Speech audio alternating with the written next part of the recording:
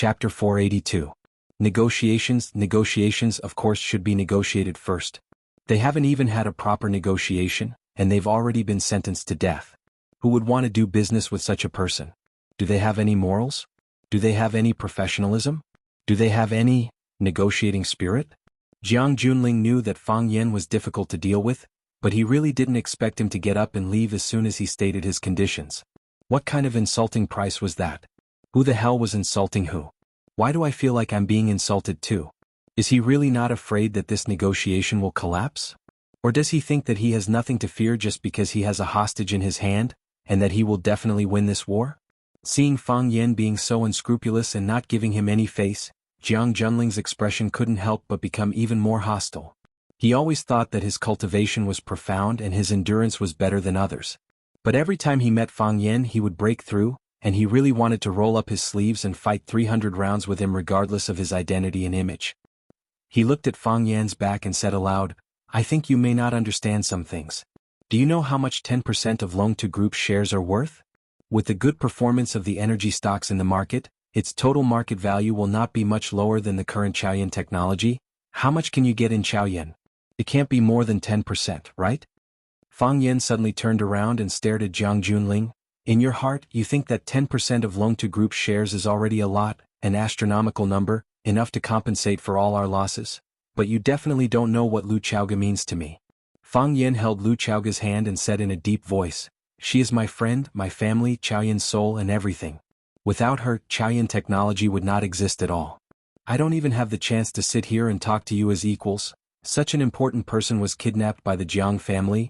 Jiang Junling frowned and said, "She was not kidnapped by the Jiang family, please watch your words. Is Jiang Fengxing not a member of the Jiang family? Didn't you just call him fourth uncle? Jiang Fengxing is a member of the Jiang family and he is indeed my fourth uncle. However, the Jiang family belongs to all members of the Jiang family, not just one person. Other than two people, no one else can stand out and say that they represent the Jiang family. Besides, the truth is still unclear. Before I see fourth uncle, I don't believe that the Jiang family kidnapped Miss Lu Chaoga." "If that's the case," Fang Yan sneered, "why are you negotiating with me? I'll hand them over directly to the police station. You can bring your family to the police station to visit them and understand what happened. Isn't that easy for you? Why did you come to my house and beg me to negotiate? If you don't do anything against your conscience, you won't be afraid of ghosts knocking on your door. But if you've done too many things against your conscience, even the slightest movement outside will make you paranoid and restless? Fang Yan, you are testing my patience. Jiang Junling, don't put on a high and mighty face in front of me. If I cared about your identity, I wouldn't have beaten you black and blue 3 years ago. What's right is right and what's wrong is wrong. You've done wrong, so you have to receive the punishment you deserve. Don't think that you can do whatever you want just because you have a special identity. You can do it with others but not with me. As the victim's family, we have the final say on whether we are satisfied with the compensation. Not you, the perpetrator, decide. Now, I can tell you very clearly that I am very dissatisfied with this result." General Ling took a sip of tea from his teacup and said, 20%, 30%, Fang Yan said. "I've already stated the conditions. Only by reaching this condition will we feel a little more balanced. Although I think it still can't compare to the losses we've suffered. Long2 Group's future valuation is far from Chaoyan technology. Can 30% of Long2 Group's shares be compared to all of Chaoyan Technology's shares? Everyone knows that if something happens to Lu Chaoga in this kidnapping incident, Chaoyan Technology will suffer a fatal blow. Don't you feel that you've taken advantage of me by stating such a merciful condition?" Jiang Junling pondered for a moment and said, "Fine. 30%. I promise you. But the condition is that you let her go first. Only after you let her go, will I ask someone to transfer the shares of Long2 Group to you." Fang Yan took Lu Chaoga's hand and sat back down. He said, "That's not a problem." Jiang Junling looked at Fang Yan and asked, "Where do we pick her up?" "South Sea," Fang Yan said.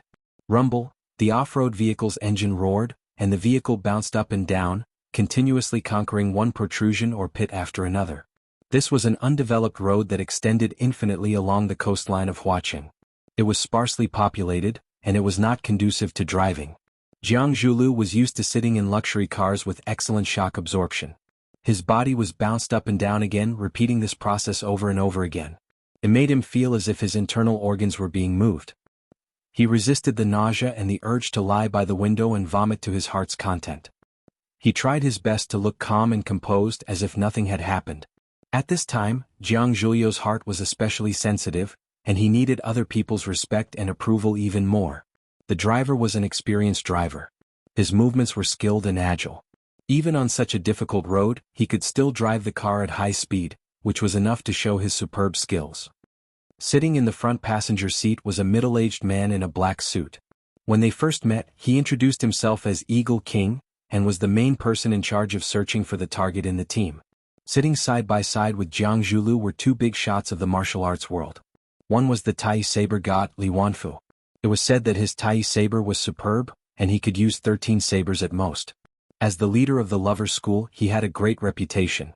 The other big shot was the Dragon Master, Bao Shi, who had fought with Fang Yan in the 10-feet abyss and was beaten into a coma by Fang Yan. In the past, Jiang Zhulu did not have much of a good impression and understanding of these martial arts figures. Now that it was a society governed by law, no matter how good their martial arts were, would they come and beat him up for no reason? Only now did Jiang Zhulu gradually realize the importance of these people. For example, he was here to pick up Jiang Fengxing and his father. If it were not for these powerful people accompanying him, he would not have the courage to come to such a place to pick them up alone.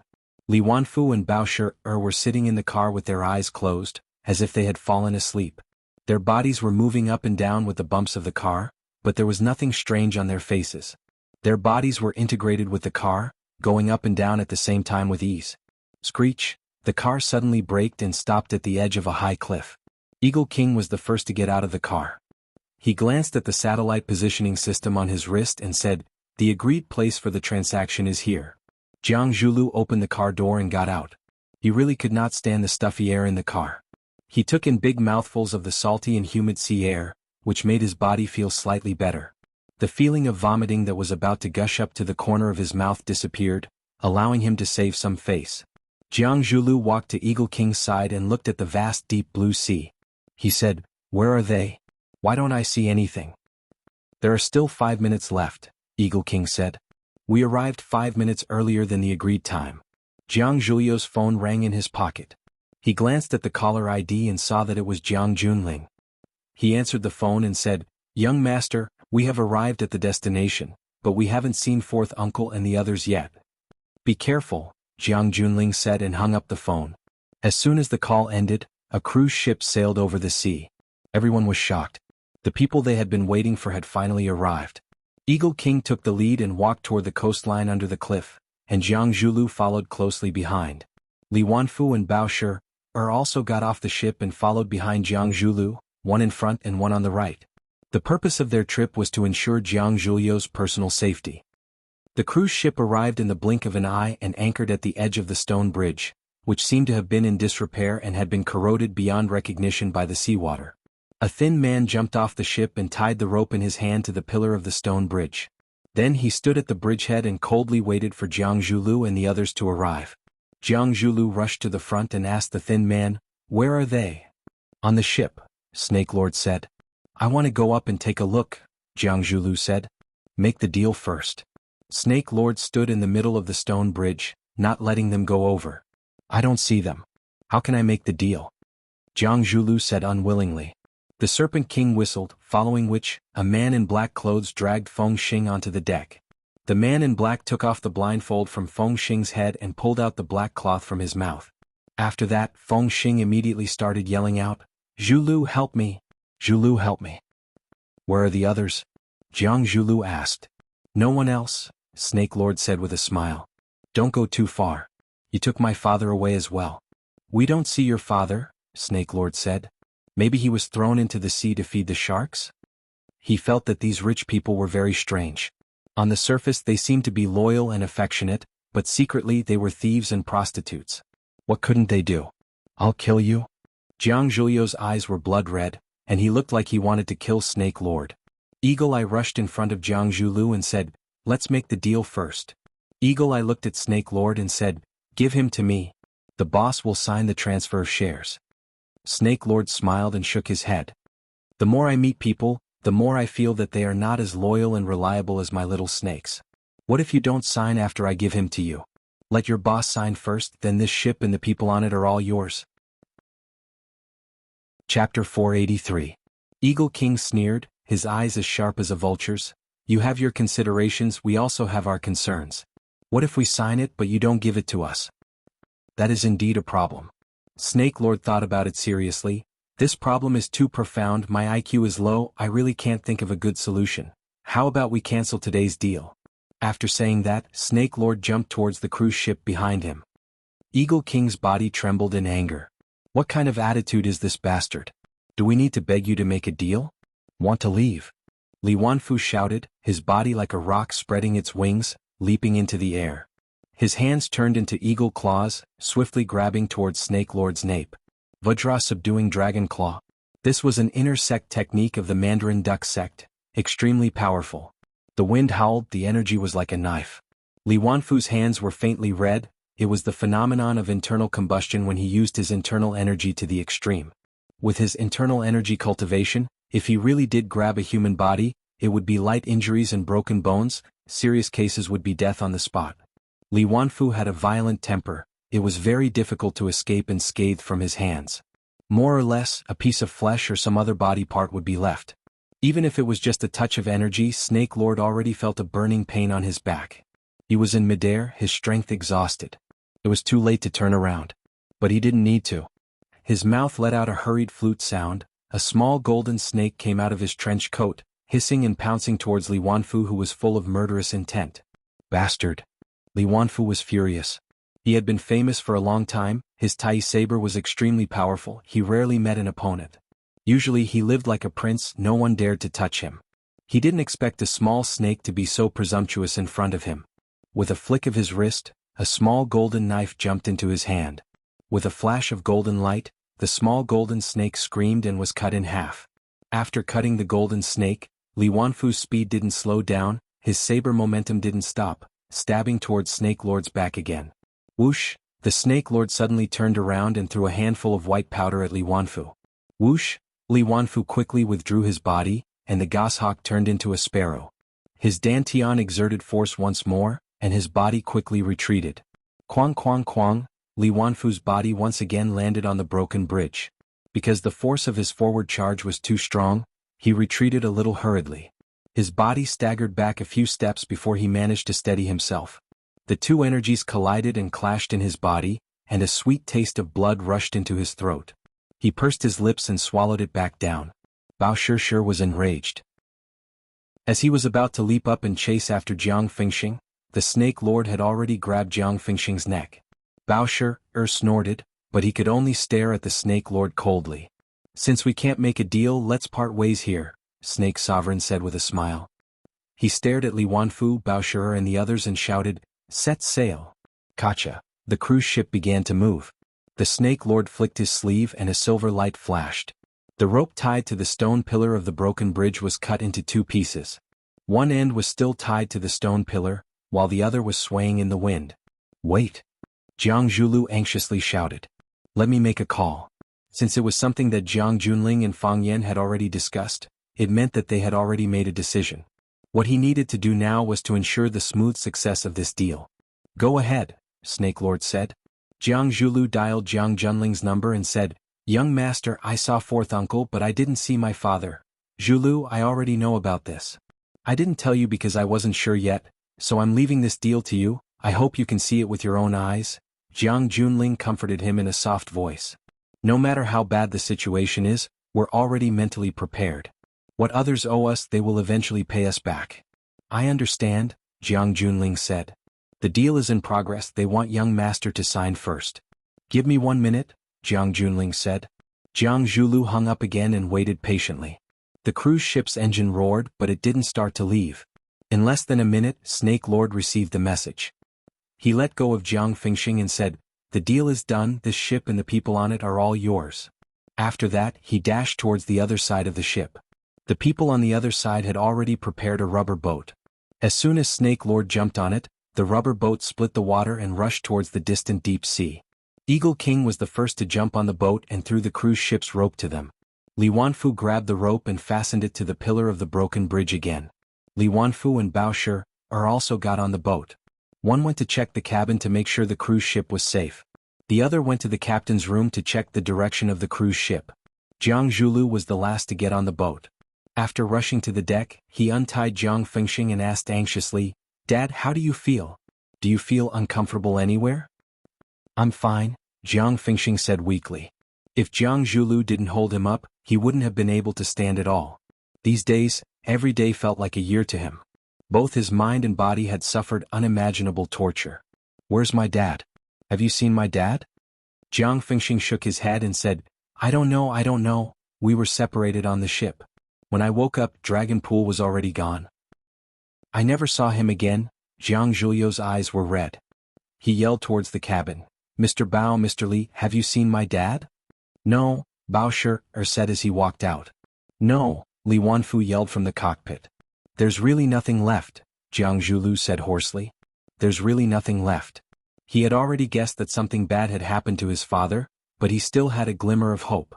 Now that he saw Jiang Fengxing, who had disappeared with his father, but there was no trace of his father, he knew that his father was gone for good. He would never come back. Jiang Fengxing was also very sad.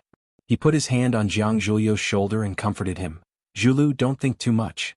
Maybe your father has already been rescued, or maybe he's been hidden by them.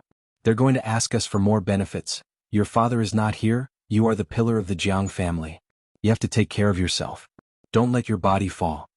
I understand. Jiang Zhulu said with a hideous expression and blood-red eyes, "I'm mentally prepared." "That's good," Jiang Fengxing said tiredly, "let's go home. Let's go back. I don't want to stay in this damn place for one more second." "Dad, you can't go back," Jiang Zhulu said in a low voice. "What did you say?" Jiang Fengxing's body shook. He vigilantly stared at Jiang Zhulu. He wanted to push Jiang Zhulu away and stand alone, but his legs were shaking. He couldn't bear the weight of his body at all. Jiang Zhulio's eyes became as fierce as a wolf's. He lowered his voice and said, "Someone doesn't want you to go back." Jiang Zhulu raised a syringe that he had prepared earlier and suddenly pierced it towards Jiang Fengxing's heart. Jiang Fengxing felt as if he had been hit by a heavy blow. He wanted to say something, but his mouth was trembling and he couldn't say anything. His body twitched and a large amount of foam came out of his mouth. His body softly fell into Jiang Zhulio's arms. "How good it would be if you died earlier," Jiang Zhulu said with a hideous smile. Jiang Fengxing couldn't hear his curses anymore, because his heart had stopped beating. "Dad," Jiang Zhulu cried out. "Dad, what's wrong? Dad, don't scare me, help, help." After 3 rounds of tea, Fang Yan's phone on the table finally rang. Fang Yan took the phone and glanced at it. He looked at Jiang Junling, who was sitting opposite him, and said, "Congratulations on our successful transaction." Jiang Junling looked at Fang Yan and said, "Didn't we already have a successful transaction after you got the share transfer contract?" "At that time, it only represented that I got the Long2 Group's shares."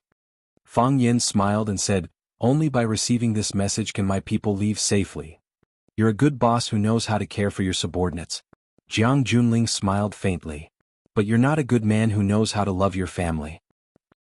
Fang Yan said mockingly, "Jiang Fengxing probably won't have a chance to go ashore anymore, right?" Jiang Junling's expression was firm. He said, "I don't understand what you mean. Whether it's you or the Jiang family, you won't allow Jiang Fengxing, a man who brought shame to the Jiang family, to come home, right?" Jiang Junling lowered his head and drank his tea. He said calmly, "Fourth uncle is a member of the Jiang family, my family. Of course we want him to come home. But the sea is stormy. If something happens to him, what else can we do other than grieve?" Fang Yan said with a face full of mockery, "Stormy sea? Not only is the sea stormy, but it's also dangerous on land." Jiang Junling raised his head and looked at Fang Yan. His eyes narrowed and he asked in a deep voice, "What are you trying to say?" "As a teacher, I won't say things like Huaqing is my territory. If you're a dragon, you have to coil up. If you're a tiger, you have to squat down. That's meaningless and makes me sound very vulgar. As a man with manners, I won't say things like Huaqing's traffic is bad and you have to be careful when crossing the road. That's a strong threat. But what I want to tell you is that from this moment on, Huaqing has entered the era of Fang Yan." Fang Yan smiled as he looked at Jiang Junling. He said, "Whether you like it or not, whether you accept it or not. In Huaqing you'd better keep a low profile. I don't like people with high profiles. Except myself." Before Fang Yan left the room, he added. Chapter 484. I think those who like to use money or power to oppress people are nouveau riche. Like those who become rich overnight, their mentality is unbalanced and it is difficult to control their inflated ego, causing them to do things that are irrational and have no bottom line. Fang Yan explained to Lu Chaoge with a serious face, I won't do such a thing. It's embarrassing. Lu Chaoge didn't answer. Because she didn't know how to answer this question. Do I have money? Fang Yan looked at Lu Chaoge and asked. Yes, Lu Chaoge replied. Now Fang Yan was really rich, a lot of money. Perhaps even he himself didn't know how much profit Chaoyan Technologies shares would bring him every day. Moreover, with Chaoyan Technologies' current valuation of tens of billions of dollars, if he was willing to sell his part of the shares, he could immediately become one of the billionaires in Wuxia. As long as he was willing, he could be on the Forbes rich list in minutes. Of course, most of the rich people on the list were actually unwilling to be on it. Do I have power? Fang Yan asked. Yes. Lu Chaoge nodded again. With the Rubik's Cube as the core and Chaoyan Technology as the carrier, Lu Chaoge helped Fang Yan create an alliance that gathered the interests of many parties. Whether it was the Lu family represented by Lu Shu or the Lan family represented by Lan Shan, they all had to surround Fang Yan and show their loyalty as much as possible. Not to mention, there was the unwavering support of the little girl from the Qin family. Now Fang Yan could be described with two words, monstrous power. I have money and power. Fang Yan looked at Lu Chaoge's beautiful eyes and said confidently, and in a situation where we are completely in the right, when I was facing Jiang Junling, wasn't my posture very elegant? Lu Chaoge thought about it and said with some embarrassment, it was all right. Was my tone very calm? Sort of.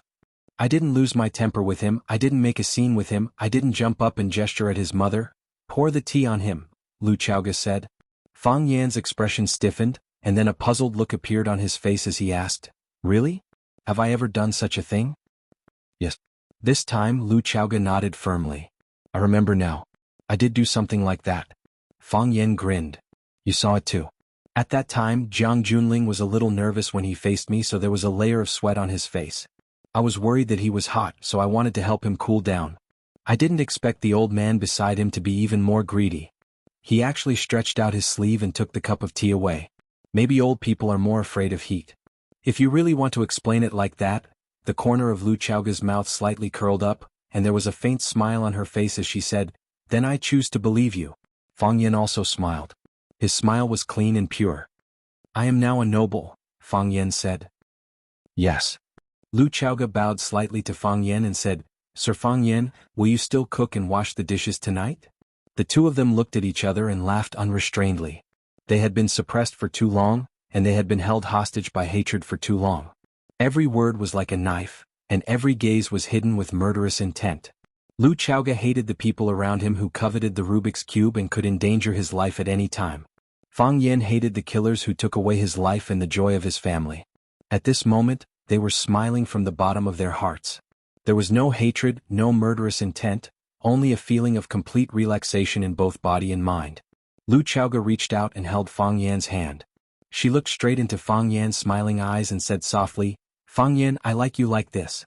You don't know when I saw you again 3 years later how scary your gaze was. At that time, my hands and feet were cold as if I was being stared at by a terrifying monster. Although it was just a glance and you changed very quickly, it still left me with a lingering fear. I can understand your life in the past 3 years, and I also know what you have been through these years. At that time, I felt that you were both strange and familiar. I was afraid and pitiful. I reached out and held your hand.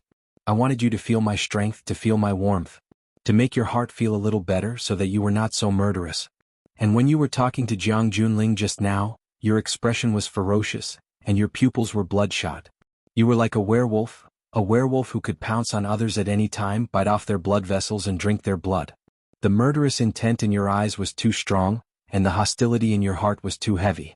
At that time, I felt that I was looking at a complete stranger. The smile on Fang Yan's face was still there. He looked lovingly at Lu Chaoge, who was holding his hand tighter and tighter. He could feel her wholehearted care, and he could also feel the worry that she had not spoken out. From the first day they met, he knew that she was worried about his emotions and his psychological state. She was worried about everything about him. But as smart as she was, she did not say anything. What could you say to a barrel of dynamite? She just used her consideration to take care of Fang Yan, and her gentleness to melt Fang Yan. She hoped that the volcano would cool down. She hoped that the dynamite would stop. She hoped that Fang Yan could return to the state that he wanted in the end. However, before she could do more, she was kidnapped. She thought that she needed to go through another course of treatment. She thought that everything would have to start again. But what made her ecstatic was that Fang Yan actually walked out on his own. Although it was just a tentative step, this foot could be pulled back at any time. But she knew that their opportunity had come. It was today and it was now. She chose to have an open and honest talk with Fang Yan. She thought that she had made the right bet, and she also hoped that she had made the right bet. Fang Yan, I don't know how to resolve the murderous intent in your heart, and I don't know how to make the hostility in your heart disappear. I don't care about the life and death of Jiang Junling or anyone else, and I don't care about the life and death of anyone else, but I care about you. How can your body bear so many things? Fang Yan, you are not that kind of person. You have always been a simple and kind man. You are very smart, but you use your intelligence on the things that you like. You know how to strategize, but you never abuse your intelligence to hurt the innocent. There are too many bad people in this world, but too few good people. Don't squeeze into the group of bad people and be a good person. Isn't that good? That's the only way you'll be truly happy. You can laugh heartlessly, you can say things that make people very angry but also very funny, and you can do things that others can't think of and can't do. This is the Fang Yan, this is the you that I know. Lu Chaoga held Fang Yan's hand tightly, as if she wanted to pull the previous Fang Yan out. Fang Yan, you are too tired now. You are tired, and those of us who care about you are tired too, Lu Chaoga said emotionally. If you laugh, we will laugh too. Fang Yan held Lu Chaoga's beautiful hand back, and it was a promise to her. I like quiet, simple and poetic life, where I can see the golden sunlight and breathe the fresh air the moment I open my eyes. Lu Chaoga's eyes lit up and she said, yes, this is the Fang Yan, this is the state of life that you should find back. Wait for me to kill all those bad people, Fang Yan said with a serious expression. Seeing that Lu Chaoga's face was full of worry again, Fang Yan pretended to be in deep thought and said, however, when you take revenge, you can also enjoy life, right? In the funeral parlor, Jiang Shangxin suddenly felt a heart-wrenching pain as she looked at the cold face of the man on the morgue. This was her father, the father who gave birth to and raised her, the father who bought her countless toys and taught her to sing nursery rhymes and play games. He was also the man that she was most attached to and liked when she was young. At that time, he was her sorcerer and guardian knight. As she grew older, she knew more and more things, and her feelings for her father became weaker and weaker. In the end, she went to school, studied abroad, and had her own company and career. Sometimes she didn't even see her father for a year. She didn't feel that anything was wrong, and whoever left could live equally well. Moreover, that was a man who made her carry the shame. Now he was gone. He would never talk to her again, he would never let her take care of herself again, he would never call her when he was drunk and say that his daughter's father missed her again. She could never do anything again. This was the last side, and very soon, the corpse would be incinerated into a pile of ashes. This was the final fate of humans. However, to her and her father, wasn't this moment a little too early? The bones in both legs were fractured, and they were then fixed with splints as a disguise. The fatal injury was caused by a heart defibrillator. This drug is very popular in the European black market, and it is an advanced poison that can cause rapid heart failure. If one is poisoned by this drug, there is basically no cure. Because there is simply no time, the doctor in charge of the autopsy reported to Li Yun in a low voice. Madam, please restrain your grief. You may leave, Li Yun said expressionlessly. The doctor nodded and quickly left the morgue that made one feel extremely suffocated. He felt that it was very strange. This wasn't his first time performing an autopsy, and he was more familiar with corpses than with women's bodies. In the past he could do it with ease, but why did it feel so strange today? Perhaps it was because the employer this time was too powerful. Li Yun glanced at Jiang Zhulu and said, Zhulu, what's going on? When I arrived, Dad could still talk to me and he even shouted for me to save him. After we finished the deal with Fang Yan, he fell on top of me. At that time, I still didn't know what happened, Jiang Zhulu explained with a sorrowful expression. I believe you. Li Yun's gaze was as sharp as a knife. But I hope this is the last time. Chapter 485. You can act, I'll act too. Everyone is shameless anyway. One of them acted innocently while the other acted passionately. This was something that everyone was happy to see. Li Yun knew that Jiang Fengxing couldn't have been killed by Fang Yan or Fang Yan's men. Since Fang Yan had already agreed to the deal, there was no need for him to kill Jiang Fengxing. On the contrary, Fang Yan hoped that Jiang Fengxing could continue to live. Why wouldn't he be happy to let the Jiang family laugh at him? On the other hand, the Jiang family wasn't willing to let Jiang Fengxing live. Jiang Fengxing's failure was like a slap to the Jiang family.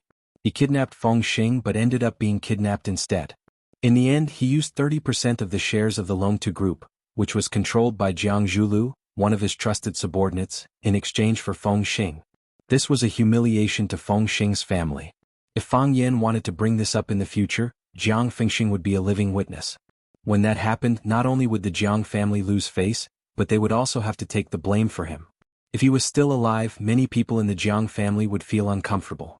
At least, Jiang Junling, who flew to Huaqing but was suppressed by Fang Yan, would be very unhappy.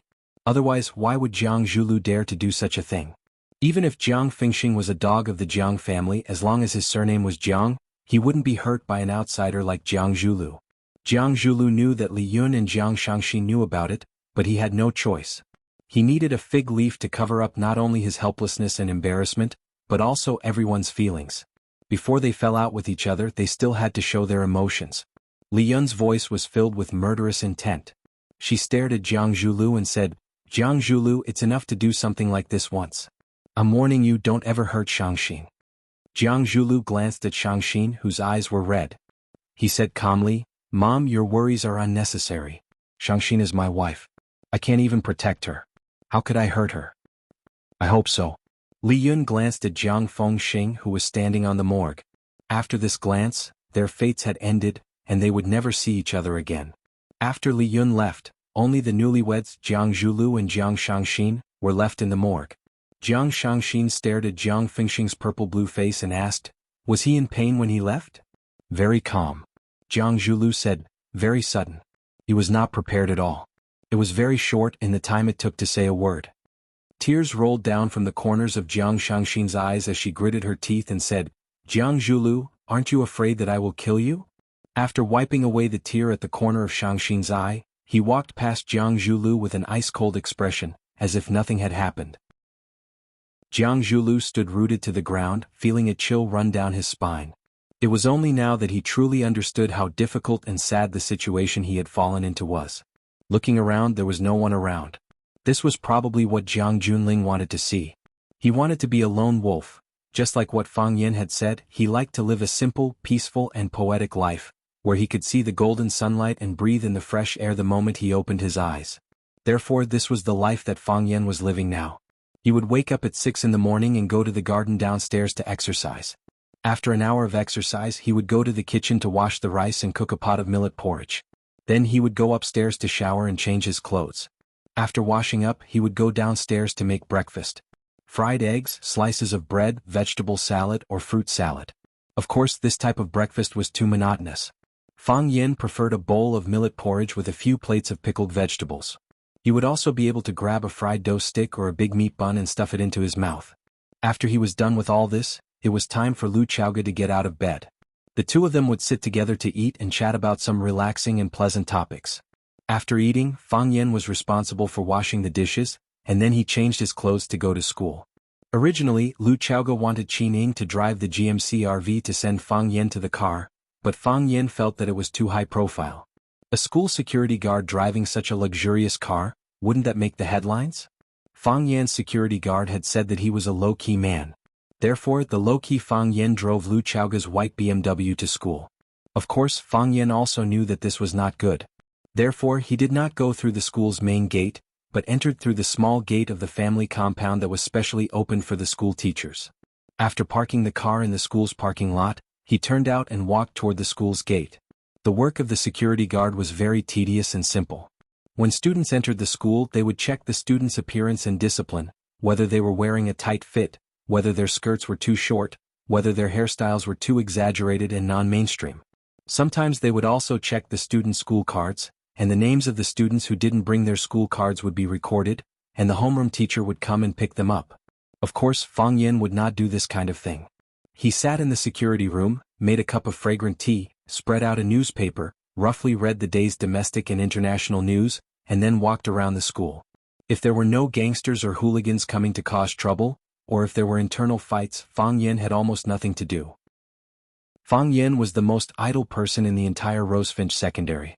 Jing Chang, who stood at the door to check the students' discipline, poked Baldy's arm and said, "Director, isn't that what you should do?" The director of the security guard, Baldy, was full of bitterness, but his mouth was tough as he said, As your leader, I naturally have to set an example.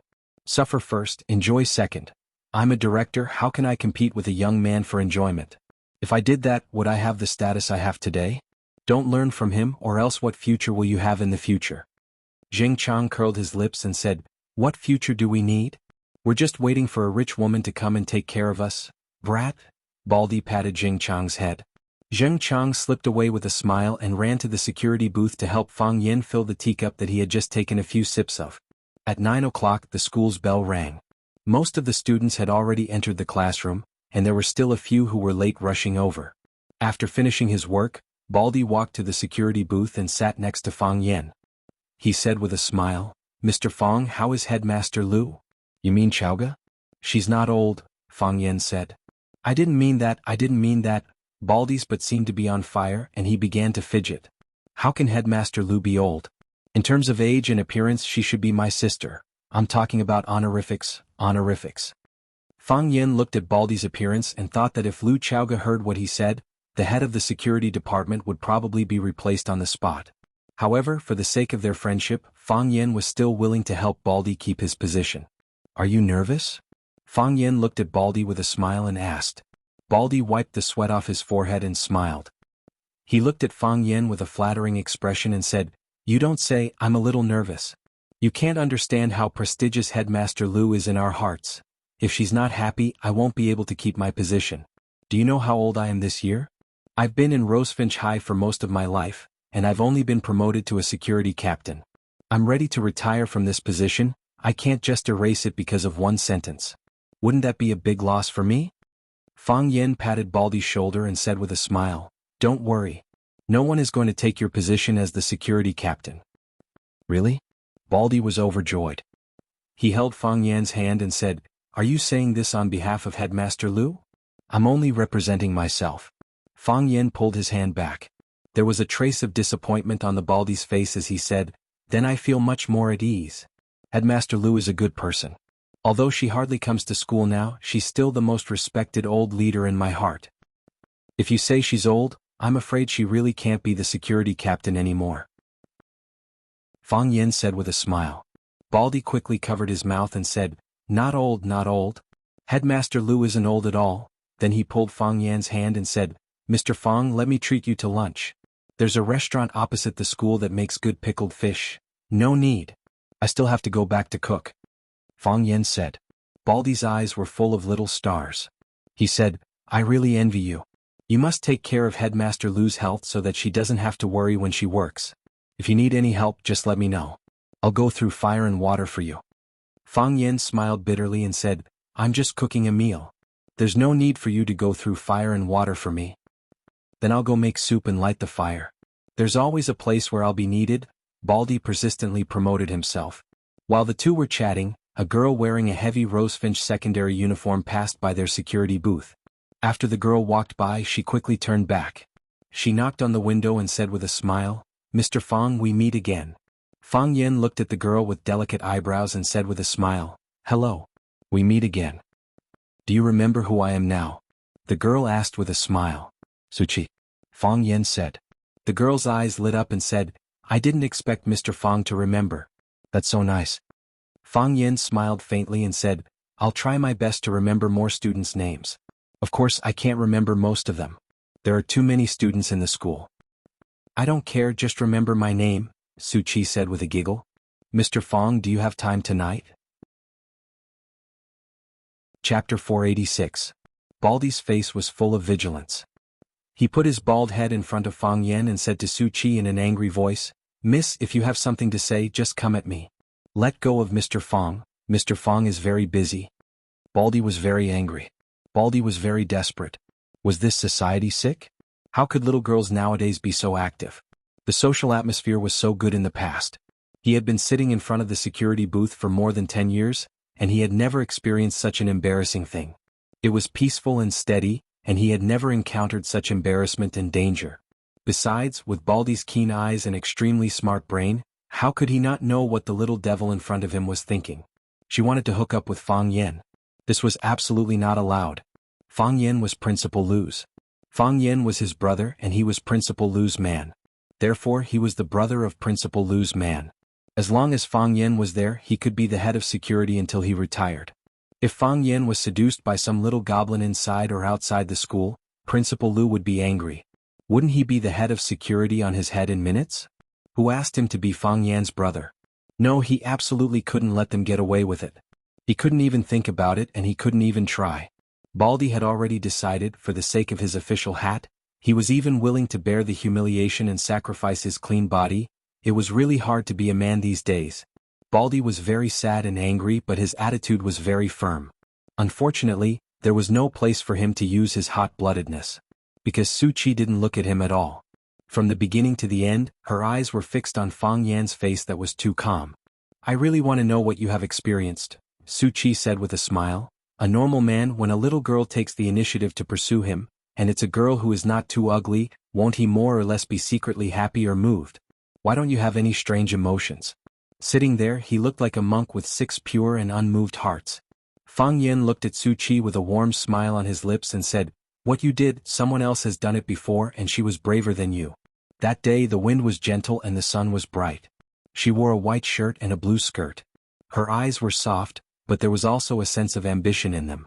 She stood on the podium and said in a clear voice in front of the whole class, "I want to be closer to you and see you more clearly."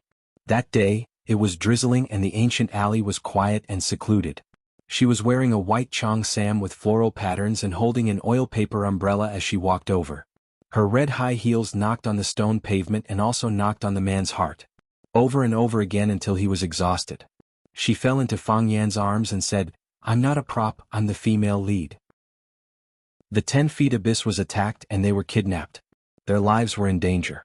When he was fighting with someone, a bullet was shot at the back of his heart. She used her thin and weak body to pounce on him. Her white shirt was stained with blood, but she smiled sweetly and said, "I'm not as good as her, so I can only help you block the knife." The ingenious maintenance at the airport, the patient waiting in the wind and snow, the dozens of miles of walking in Yanjing City at night, the bowl of lamb stew noodles, and the parting words, "I wanted to repay you before, but now I want to protect you." That kind of deep love that moved the heaven and earth, that kind of selfless sacrifice that penetrated deep into the bones, day after day, year after year, when did it ever stop? A smile that shocked the immortals, as ethereal as a god. Looking back once, can make a person immersed in it for a lifetime. Su Qi's appearance had no meaning to Fang Yan. If he had to find a meaning, it would be that he missed Qini Tian very much. The person who hid his figure behind the scenes, but became the biggest support that supported Chao Yan and himself. Fang Yan was not a fool, nor was he an idiot. If it wasn't for the Qin family's support, how could the Jiang family still be helpless against him? If it wasn't for the close relationship between him and Qini Tian, they could have used an even more extreme method to solve this transaction. Qini Tian. Qini Tian. No one was Qini Tian, only Qini Tian was Qini Tian. "I don't have time." Fang Yan directly refused. These students were too dangerous, he didn't want to have too much interaction with them. "I knew you would say that." Su Qi didn't care at all. She took out an envelope from her bag and said, "Jiang Qin and Yuan Lin's treading on snow and searching for plum, classical music concert. I'm sure you wouldn't want to miss it, right?" Fang Yan was stunned. Jiang Qin and Yuan Lin's concert? Those 2 girls came back to Huaqing? What? Baldy's eyes widened and he said excitedly, "You mean the Arasima group? Jiang Qin and Yuan Lin? They're going to hold a concert in Huaqing? How come I didn't know about this? Oh my god, they're famous stars from our Huaqing, I really like them. Alright, miss, is that their concert ticket in your hand?"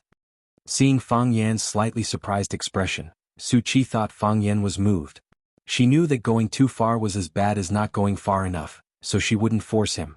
Instead, she put the envelope on the table in front of Fang Yan, and said with a smile, "This is a good location, let's go enjoy this musical feast together." Su Qi waved her hand and said, "Goodbye, Mr. Fang." Then she turned and walked towards the direction of the classroom. She walked slowly and didn't care when the bell rang for a long time.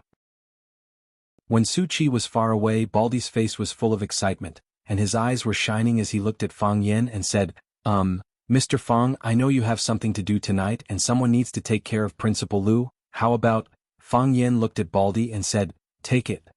"Thank you, Mr. Fang." Baldy grabbed the concert ticket and shouted excitedly, that's great, I love Arasima so much. Those 2 beautiful girls sitting there in ancient clothes, they make me forget all my worries, they're my idols. What do you think I should wear to meet them tonight?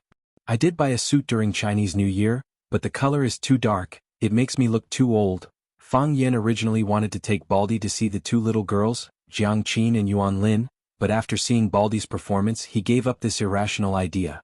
This guy was really embarrassing. After Fang Yixing died in battle, Xia took Jiang Qin and Yuan Lin to visit him at Swallow Dock. The two little girls accompanied Fang Yan at Swallow Dock for a long time, and they never left Fang Yan's mother, Lu Wan. Because the last time they came, Lu Wan also liked them the most and treated them as her own daughters. Later, when they returned to the capital to study, they often went to Swallow Dock to visit Fang Yan. Later they became busier and busier, and the number of times they came to visit Fang Yan also decreased. At that time, Fang Yan rarely spoke, and it was the two of them who surrounded Fang Yan and chatted. They said they learned Guzheng, they said they learned Sun, Panshao and Guqin. They talked about who they had learned from and which master had taught them. They said they participated in some program with Sister Xia, and the live performance was very intense. They said they wanted to go out to practice, and Sister Xia said she wanted to make a group for them. Even though Fang Yan had been mourning in Swallow Dock for 3 years, he still knew how popular the two little girls, Jiang Qin and Yuan Lin, were now. Fang Yan gave Su Qi's ticket to Baldy, but he still decided to come to see Jiang Qin and Yuan Lin's Looking for Plum in the Snow concert. He wanted to see their growth over the years and see their glory tonight. They called him teacher, so he wanted to witness all kinds of beauty of his students. He came in a joyful mood. For many people, the tickets to the Arasima group's concert were hard to get. For the current Fang Yan, if he wanted a ticket to the concert, it was just a matter of saying a word. Fang Yan just mentioned it to Lu Chaoga, and Qining went out and brought back a stack of tickets. Lu Chaoga's injury had not recovered, and she was not willing to come out to participate in such activities. She also wanted to talk to Fang Yan and his students. Fang Yan could only come alone. He held the thick stack of concert tickets and didn't know who to give it to. Fang Yan drove the car to the venue of the concert, Tianhe Music Hall. As the car approached Tianhe City, he saw a large number of fans in Hanfu or Cheongsam rushing towards the direction of the music hall. Most of them were very young, and their faces were full of excitement and joy. Fang Yan had just seen such an expression on Baldy's face. Some people said that classical music was too niche. Except for a small number of fans, it was difficult to walk into the ordinary people, and it was difficult to walk into the hearts of young people. But now Fang Yan understood that it was not that classical music was too niche, but that it had not encountered really good music. It was not difficult to walk into the hearts of young people, but you had to find a way to make young people like you and accept you. Fang Yan saw the success of Jiang Qin and Yuan Lin from the eyes of those young people, and saw the success of classical music. He also saw the success of Summer. That superstar-like figure, when she stood at the peak of Wuxia's music, still shouldered a more important responsibility and mission. She wanted to lead Wuxia classical music to stand at the peak of world music. Such a beautiful thing, such a magical treasure, she should not be annihilated in the long river of history, but should bloom with a more dazzling brilliance. Jiang Qin, I love you. Yuan Lin, it's you. Arasima, I love you. Arasima, my heart. The fan group held the love banners of the Arasima group and the ancient costumes of Jiang Qin and Yuan Lin, and shouted from time to time. Fang Yan smiled, parked the car in the parking lot, and walked towards the VIP passage of the music hall. At this moment, a beautiful little girl blocked in front of Fang Yan. Chapter 487. The girl looked young, but she had heavy makeup on and was wearing a sexy short skirt that did not match her image at all. The girl stood in front of Fang Yan and asked with a sweet voice, "Uncle, are you also here to see the Arasima concert?" Fang Yan nodded and looked at the girl with a puzzled expression. "Do we know each other?" The girl giggled and extended her hand to Fang Yan. "We didn't know each other before, but can't we get to know each other now? My name is Louis. How should I address Uncle?" Fang Yan was sure he didn't know this girl, so he didn't shake hands with her. He looked at the girl and asked, "What's the matter?" The girl's expression suddenly became resentful. She stomped her feet and said, "Uncle, why are you so annoying? I just want to get to know you. I've already extended my hand, but you don't even shake hands with me. I ask for your name but you don't say it. Are you a gentleman? You don't know how to be kind to the fairer sex." Fang Yan looked at the girl and went around her to check the tickets. "This person is sick." "Hey, Uncle." Louis once again blocked in front of Fang Yan with a very professional smile on her face. "Uncle, I saw you came to see the Arasima concert alone. Don't you think it's boring without a female companion? I'll go in with you, okay?" Fang Yan looked at the girl and shook his head. "Thank you. I'm fine by myself. Uncle? The girl shouted coquettishly. Seeing that Fang Yan wanted to leave, she grabbed Fang Yan's arm and said, "Can you take me in? I also want to see the Arasima concert. Let's go watch the concert first, then go out for supper, okay?" Fang Yan thought for a bit and stopped to look at the girl in front of him. "Which school are you from?" Fang Yan asked. Lu Yi's eyes looked away in panic and said, "Uncle, why are you asking me which school I'm from? Don't you like students? Don't all the uncles nowadays like to date students?" "I'm asking you which school are you from?" Fang Yan raised his voice and said with a stern expression. Lu Yi's body trembled. She didn't dare to refuse Fang Yan's question. She said softly, "I'm from the Huaqing Music Academy. Because I like the classical music of the Arasima so much, I wanted to follow you in to have a look. If the one you met today wasn't me but any other man, you would have begged to go in with them, wouldn't you?" Fang Yan asked coldly. "That's not it," Lu Yi explained in a low voice. "I've been standing here for a long time. Those who can enter the VIP passage are all wealthy people. In their eyes, a ticket isn't worth much. I'm not the kind of man who would beg for a ticket. I'm looking for a man who is pleasing to the eye and comes alone. Such a man generally won't reject a female companion. And then go for supper?" Fang Yan looked at the girl's thick eyeshadow and asked aloud. With a shy expression, Lu Yi said, "Uncle, don't misunderstand. I only said to go for supper, I don't mean anything else. If you don't mean anything else, then do the men around you also don't?" Fang Yan asked in return. "I think it's okay. Rich people still have manners." Fang Yan sneered and said, "That's because you haven't seen rich people without manners. It doesn't feel good to be interrogated like this, right?" Fang Yan asked aloud.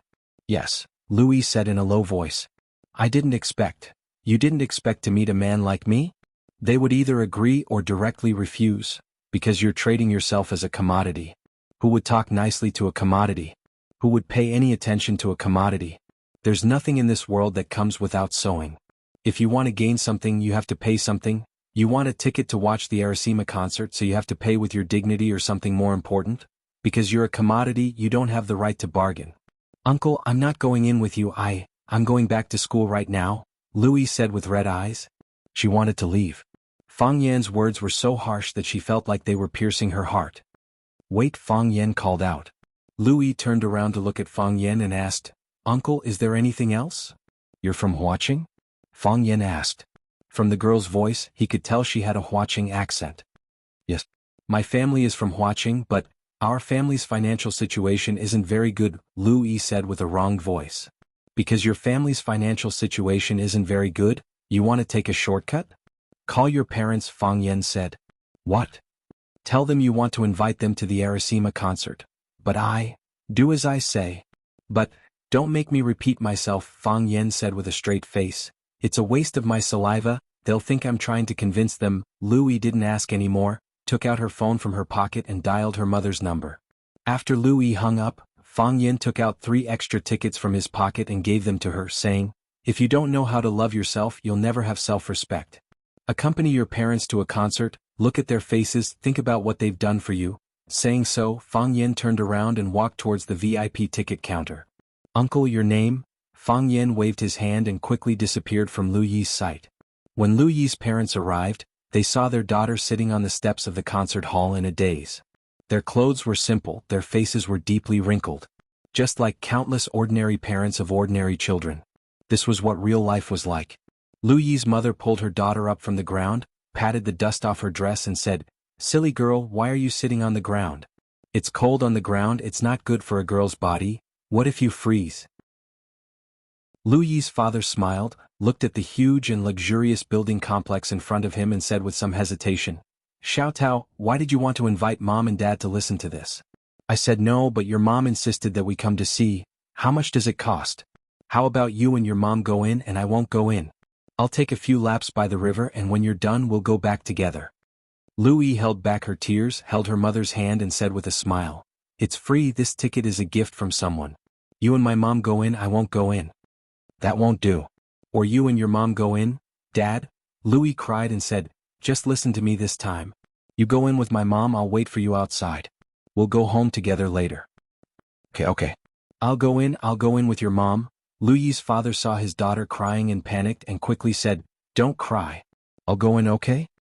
"Dad, thank you." Lu Yi put the 2 tickets in her hand into her father's hand and said, "You guys go in quickly. The concert is about to start.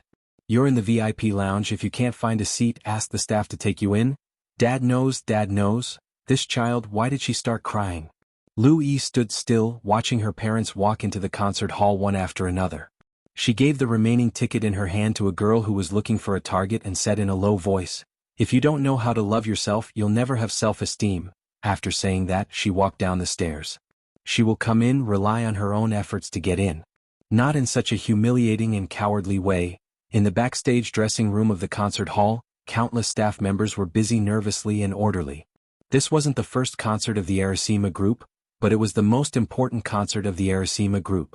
Because Huaqing was the hometown of the 2 members of the Arasima group, their advertising slogan was also, "Homecoming Journey." The girls who had been popular for the past 2 years were going to show their talent in front of their parents, their neighbors, their teachers and their friends and accept their judgment. The significance of this event was extraordinary. If the media in Huaqing were to scold or criticize after the performance, what would happen to Jiang Qin and Yuan Lin? How would they, the team members, deal with this? Therefore, everyone was very serious, striving to make every detail perfect. The most relaxed should be the 2 people involved, Jiang Qin and Yuan Lin. They were sitting in front of the dressing table doing their hair. "Lin, are uncle and auntie here today?" Jiang Qin, who was happily eating a box of strawberries, asked. "They're here." Yuan Lin answered without looking up. "I've already reserved the best seats for them. How could they not come when their precious daughter is playing in front of their house?" Not only did they come, but they also paid for the tickets out of their own pockets. They even invited our family's aunts and relatives who couldn't be further away. Now do you understand why our Huaqing's tickets sell out so quickly? Because our old man booked the whole place. "I don't believe it," Jiang Qin said with a smile. "Our other tickets are also selling very well. Did your family book the whole place at that time? But my parents are here today and they invited a lot of relatives to come and support.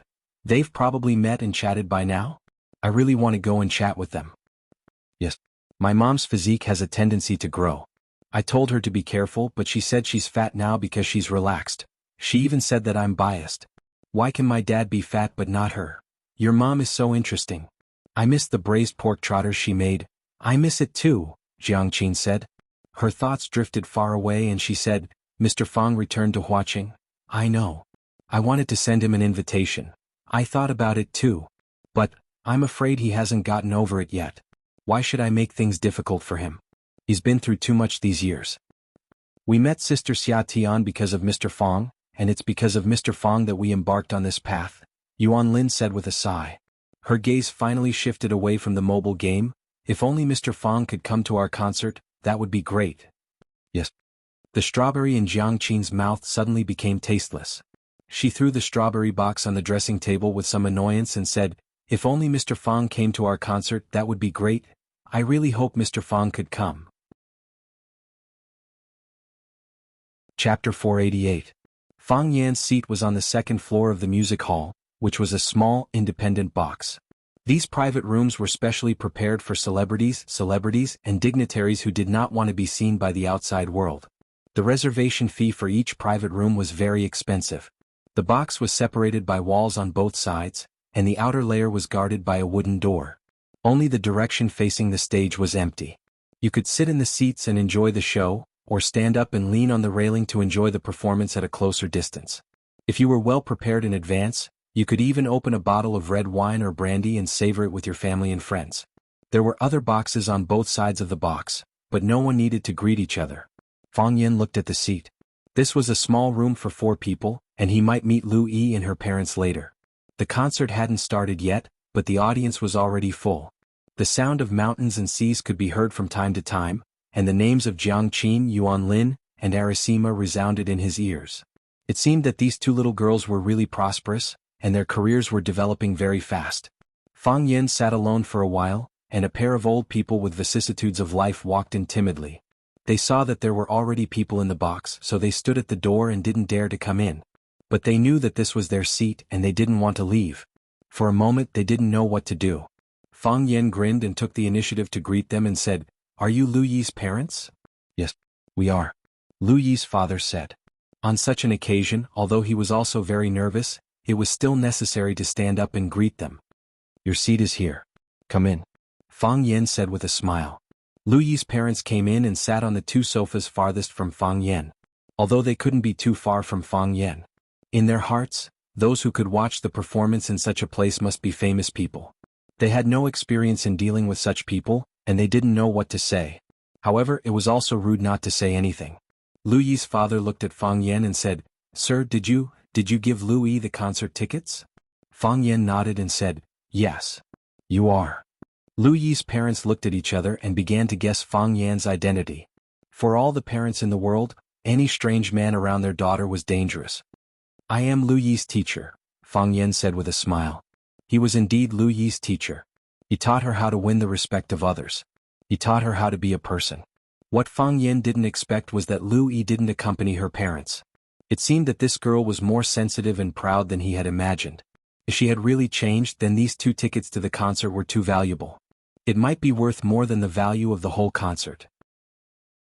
I happened to have extra tickets on hand. I saw Lu Yi at the entrance of the concert hall, so I gave her the ticket. So it's teacher.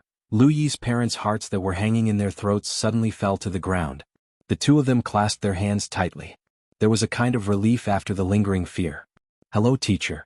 It's good to be a teacher. Are you teaching music at the Academy of Music? Fang Yan smiled and didn't answer their question. He said, I thought she would come in with her classmates. I didn't expect her to give the tickets to you. Lu Yi is a filial child. Lu Yi's parents' faces were full of joy. Lu Yi's mother finally couldn't help but open her mouth and said, Our Tao Tao has been sensible since she was young. There is only 1 apple at home, but she knows to divide it into 3 parts. She gives the biggest part to Dad, saying that Dad works hard. The second biggest part is for me, saying that it's hard for me to cook every day. She eats the smallest part. It's because our family's condition isn't good that the child has suffered with us. The greatest gift is giving. You give her everything you have, how can she suffer? Fang Yan comforted them with a smile. You see, now that she's grown up, doesn't she know how to repay kindness? Yes. This child, Lu Yi's father couldn't stop smiling. He said, I said I didn't understand this and let her and her mother come in, but she didn't agree. She still has a great youth and there are plenty of opportunities to enjoy in the future. She hopes to give you what she thinks is the best so that you 2 old people can enjoy it. Fang Yan echoed the pride in their words and said, The concert is about to begin. I won't bother you 2 anymore. If you need anything, you can tell me. Fang Yan could see the restraint in their words and the inferiority in their bones. Every word Fang Yan said to them was like a punishment. At this time, the best way was to let them keep silent and seriously enjoy the next performance. Yes, yes. Lu Yi's father said while rubbing his hands. He wanted to step forward and shake hands with Fang Yan, but he felt that it was a little inappropriate to do so. In order not to make them nervous, Fang Yan deliberately walked to the edge of the railing of the box and stood there. He planned to stand and listen to the concert. Young Master Fu, let me tell you, these 2 little girls are still very young. Not only are they pretty, their skin is so fresh and juicy. You can even pinch them and water will come out. Aren't you tired of playing with that little girl from before? Do you want to change the goods? I know you like this kind of girl. A frivolous and greasy man's voice came from the railing of the box next door. What? Liang Dachang, what kind of unorthodox methods do you have? A gloomy voice said jokingly. Hey, as long as young Master Fu agrees, I'll settle these 2 girls for you tonight. What? Which star comes to our Huaqing to visit? Won't they give us a taste of sweetness? Didn't they say that these 2 girls have a strong background? They've been in the industry for several years, and no one dares to have any ideas about them? What background can they have? Isn't it just because she calls Xia Tian's sister? There are so many artists in Xia Tian's company, can she take care of them all? Besides, let alone Xia Tian's sister, even if Xia Tian comes personally, as long as young Master Fu says the word, I can also think of a way to get rid of her. Bullsh *T Heavenly King and Queen, that's what those little brats call them. We won't put them in our eyes. If we want to play, it'll be 2 kings and 1 queen. The conversation continued, but Fang Yan's expression was as cold as frost. When Xia Tian wanted to bring Jiang Qin and Yuan Lin into the entertainment industry, Fang Yan was worried that something like this would happen. But Jiang Qin and Yuan Lin both liked it, and the fact that they wanted to promote classical music was indeed praiseworthy. After vaguely knowing some of Xia Tian's background, he thought that there wouldn't be any blind guy in Wuxia who would have ideas about Xia Tian or Xia Tian's disciple. Therefore, Fang Yin finally relented and helped Xia Tian convince Jiang Qin and Yuan Lin's family. From the conversation between Liang Dechang and young Master Fu, Fang Yin also heard that Jiang Qin and Yuan Lin had been having a smooth life these years. With Xia Tian's protection, no one dared to touch them. However, they weren't afraid of those with a high level, but they were afraid of those with a low vision. Those who knew Xia Tian's identity wouldn't touch Jiang Qin and Yuan Lin, but people like Liang Dechang and young Master Fu who didn't know Xia Tian's background were likely to use dangerous methods to force the two girls to submit. Fang Yin was about to make a move when suddenly there was an earth-shattering uproar below the stage. Jiang Qin, I love you. Yuan Lin, fate comes to you. Arisima. The stage, which was pitch black just a moment ago, was suddenly lit up. The concert had officially begun. The place where the stage was originally located had become a fairyland filled with wind and snow. It wasn't the background of an electronic screen, but a real man-made scenery. Snowflakes danced in the sky, and winter-sweet flowers bloomed. There was a bamboo pavilion in the middle of the plum blossoms, and two girls in white and cyan palace dresses were laughing and playing in the pavilion. From time to time, there would be laughter that sounded like silver bells, and people couldn't help but curl up the corners of their lips. The scenery was fairyland and the people were immortals. The immortals and fairyland complemented each other. The performance hadn't even started, but the visual effect presented by the Arisima team was already refreshing. I'm not playing anymore, I'm bored to death. The Cyan Fairy sat on the stone chair in the bamboo pavilion, threw the red embroidered ball in her hand into the snow, and said in a tired voice. The voice spread through the speakers and Fang Yin could tell that it was Yuan Lin's voice. Sister, let's make a song? The White Fairy walked to the opposite side of the Cyan Fairy and said softly. This was Jiang Qin's voice. Make a song? What song? The Cyan Fairy was very tempted by her big sister's suggestion and asked with a smile. The White Fairy pointed at the scenery around them and said, We're here to admire the snow and flowers, so this song naturally has to be related to the white snow and the plum blossoms. How about we call this song, Looking for Plum Blossoms in the Snow? Sure. Then let's play out what we're feeling right now and call the song, Looking for Plum Blossoms in the Snow? Wonderful. And so, the Cyan Fairy took out a long flute from her waist, put it to her lips and began to play it. The sound of the flute was ethereal and intoxicating. The White Fairy sat on the stone chair, reaching out her slender hand to play with a phoenix tail gouging on the table. The sound was clear like a mountain spring. The sound of the gouging was very pleasing to the ear. And the best part was the combination of the flute and the gouging. One was long and distant, the other lively and powerful. Two different instruments, two different girls, the combination was enough to make people go crazy. Fang Yin gripped the railing tightly, and looked at the two girls who were performing seriously in the snow and plum blossoms forest with a face full of joy. These were his students and he was very proud of their achievements today. Just like Lu Yi's parents, because their daughter gave the biggest piece of an apple to her parents, they had always remembered it for more than 10 years. He wanted to tell everyone in the world that they were his students. Young Master Fu, look, do you feel anything? Do you feel anything? I'll book them and let them wear this palace dress when we're working. Chapter 489. Su Qi's private room was on the third floor, directly facing the center of the stage. Sitting in this position, she could look down at the performance on the stage, belonging to the VIP of the VIPs. It was also the most expensive and prestigious position in the entire music hall. It was said that these seats were given to some very important people at the beginning. When Fang Yin asked for a ticket, even with Lu Chaoga's connections in Huaqing, he could only get a VIP room on the second floor. Su Qi's private room was also for 4 people, but she was the only one who came to watch the concert. It could be seen that Su Qi had put on a lot of effort for this concert. She took off the Vermilion Bird Middle School's sky blue uniform and changed into a long white dress with floral patterns, a pair of light blue deep-waisted canvas shoes, and a small floral hat on her head. She looked delicate and fashionable. She didn't use too many accessories and she didn't put on too much makeup. Because she knew better than anyone that a girl's most powerful weapon was youth. A girl's feelings were always poetry, and she was at the age of poetry. Su Qi sat in her seat and waited patiently, but the man still didn't show up until the concert began. She wanted to call Fang Yin to ask, but she found that she didn't have that man's number. Is this love? Su Qi thought, resting her chin on her hand. She actually fell in love with a school security guard? If this kind of thing was known by her classmates or her group of friends, they would definitely laugh at her, right? But who cares? Right, he said that what he was doing had been done before, and it was done by someone more courageous than her. Who was that girl? Was she also a student?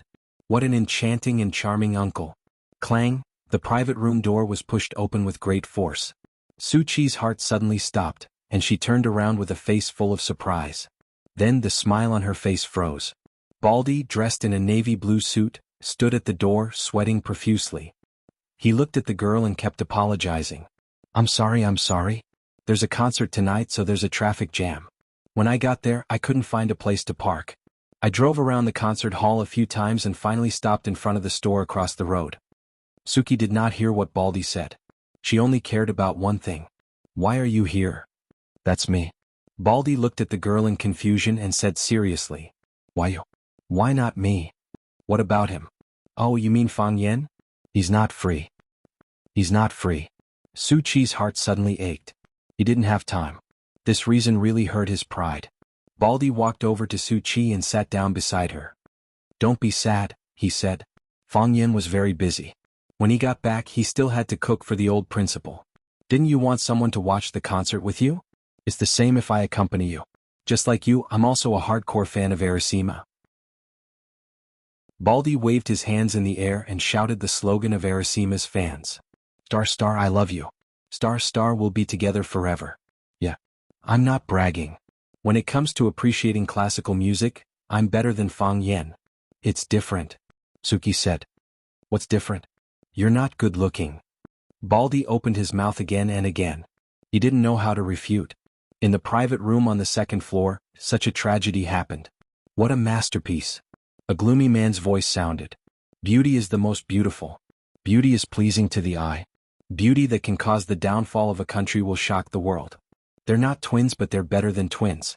Liang Dachang, my happy life is in your hands. Young Master Fu, it's a small matter. You've come from afar and our Huaqing has nothing to entertain you except some cheap seafood. Coincidentally, these two girls are Huaqing's specialties. Why don't you go through the trouble of appraising them and see if they taste good? Haha, it's no problem. I'm willing to do this. Young Master Fu laughed heartily.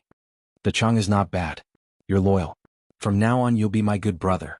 Fang Yan's good mood disappeared. He used a bit of strength and grabbed a wooden plank from the wooden railing in front of him. He threw it in the direction of the voice coming from the private room next door. Ah, someone screamed. Who threw it at me? Who the hell threw it at me? Someone roared angrily. It was Liang Dachang, the pimp who wanted to introduce Jiang Qin and Yuan Lin to young Master Fu. Young Master Liang, what's wrong? What happened? Blood, young Master Liang, your head is bleeding. The private room next door was in chaos. Damn it, search them row by row. I want to see who dares to go against me, Liang Dachang shouted hysterically. Dachang, don't be rash. There are too many people here, don't blow things up, young Master Fu comforted him. If things get out of hand, we won't be able to do anything. Liang Dachang seemed to be extremely afraid of this young Master Fu. Although he was still cursing, he could only suppress his anger for the time being. He also knew that if he asked his men to search the private rooms row by row, he would offend all the guests in the VIP rooms on the second and third floor. If the commotion was too big, the concert would be messed up by him. By then, everyone's attention would be on him. Even if he wasn't afraid, there was no need for him and his old man to be on the headlines, right? Damn unlucky. Liang Dachang cursed angrily. If I find out which bastard did this, I'll skin him alive. A cold murderous intent appeared in Fang Yan's eyes. If it wasn't for the sake of the concert going on normally, that piece of wood would have crippled someone or directly smashed their skull, killing them. If he hadn't shown mercy, did he think he would still have the chance to speak? That attack was just a small punishment. It had to be said that this was a high-standard concert. Fang Yan had heard Music Addict, one of the 7 addicts of Wuxia, perform classical music live at the Maple Leaf Club. That kind of breathing could move people's emotions, and it made people's minds have endless associations. Along with the joy of the music, joy of joy, sorrow of sorrow. Deep down, tears streamed down one's face. With Jiang Qin and Yuan Lin's current attainments, they naturally couldn't be compared to Music Addict. They were too young and had too little experience, so they couldn't perform a silent and sorrowful movement. But they took a different path. Since they couldn't perform sad music, then it had nothing to do with sadness. They just wanted to pass on happiness. Therefore in their music, one could feel the wind singing, see the snowflakes dancing, and experienced the magical process of plum trees growing and blooming quietly. They were two fairies who descended from heaven, chasing and playing in the snowflakes, happy and carefree. Clear joy and refreshing laughter spread along the way. One didn't need to think too much and one didn't need to do much. One just needed to enjoy and laugh with them all the way. This was the feeling that Jiang Qin and Yuan Lin brought to the audience, and it was also the feeling that they brought to Fang Yen. Fang Yen thought that their choice back then was right and their efforts were worth it. He liked this kind of music and Wuxia also needed this kind of music. It's so beautiful. Lu Yi's father praised and said enviously, if our Tao Tao could be like this in the future, how great would that be? It definitely can. Our daughter is so beautiful and she studies so hard. Teacher, don't you think so? Lu Yi's mother looked at Fang Yen expectantly and asked. They didn't understand music, but they simply believed in their daughter's excellence. This kind of belief was very firm but also so lacking in confidence. So they hoped that there would be a professional who could give them some comments. It definitely can. Fang Yen turned around and smiled. As long as she continues to work hard. Thank you, teacher. Thank you, teacher. After Lu Yi's parents heard this simple and even exaggerated comment from Fang Yen, their faces flushed with excitement and they kept saying thank you. Jiang Qin and Yuan Lin performed, treading on the snow to find plum blossoms, 3 lives, 3 worlds, greeting the Lord, and also sang several ancient songs on the stage. One of the songs was called Swallow Dock. The green bricks and gray tiles were their deepest concern. The affectionate and moving melody, the familiar and touching lyrics, made Fang Yen unable to extricate himself. This song was written and composed by Jiang Qin and Yuan Lin. Before they sang, they said that they wanted to give this song to their teacher, their best friend, a very special person to them. Fang Yen knew that the person they were talking about was him. When he cared about them, they didn't forget him. At the end of the concert, the venue that had been quiet became noisy again. The fans who had just woken up from one classical feast after another were unwilling to leave. They shouted the names of Jiang Qin, Yuan Lin, and Arasima over and over again, and shouted, encore again and again. Jiang Qin and Yuan Lin were also unwilling to leave. The two of them stood in the center of the stage with a microphone and bowed deeply to the audience below the stage. We don't want to leave either.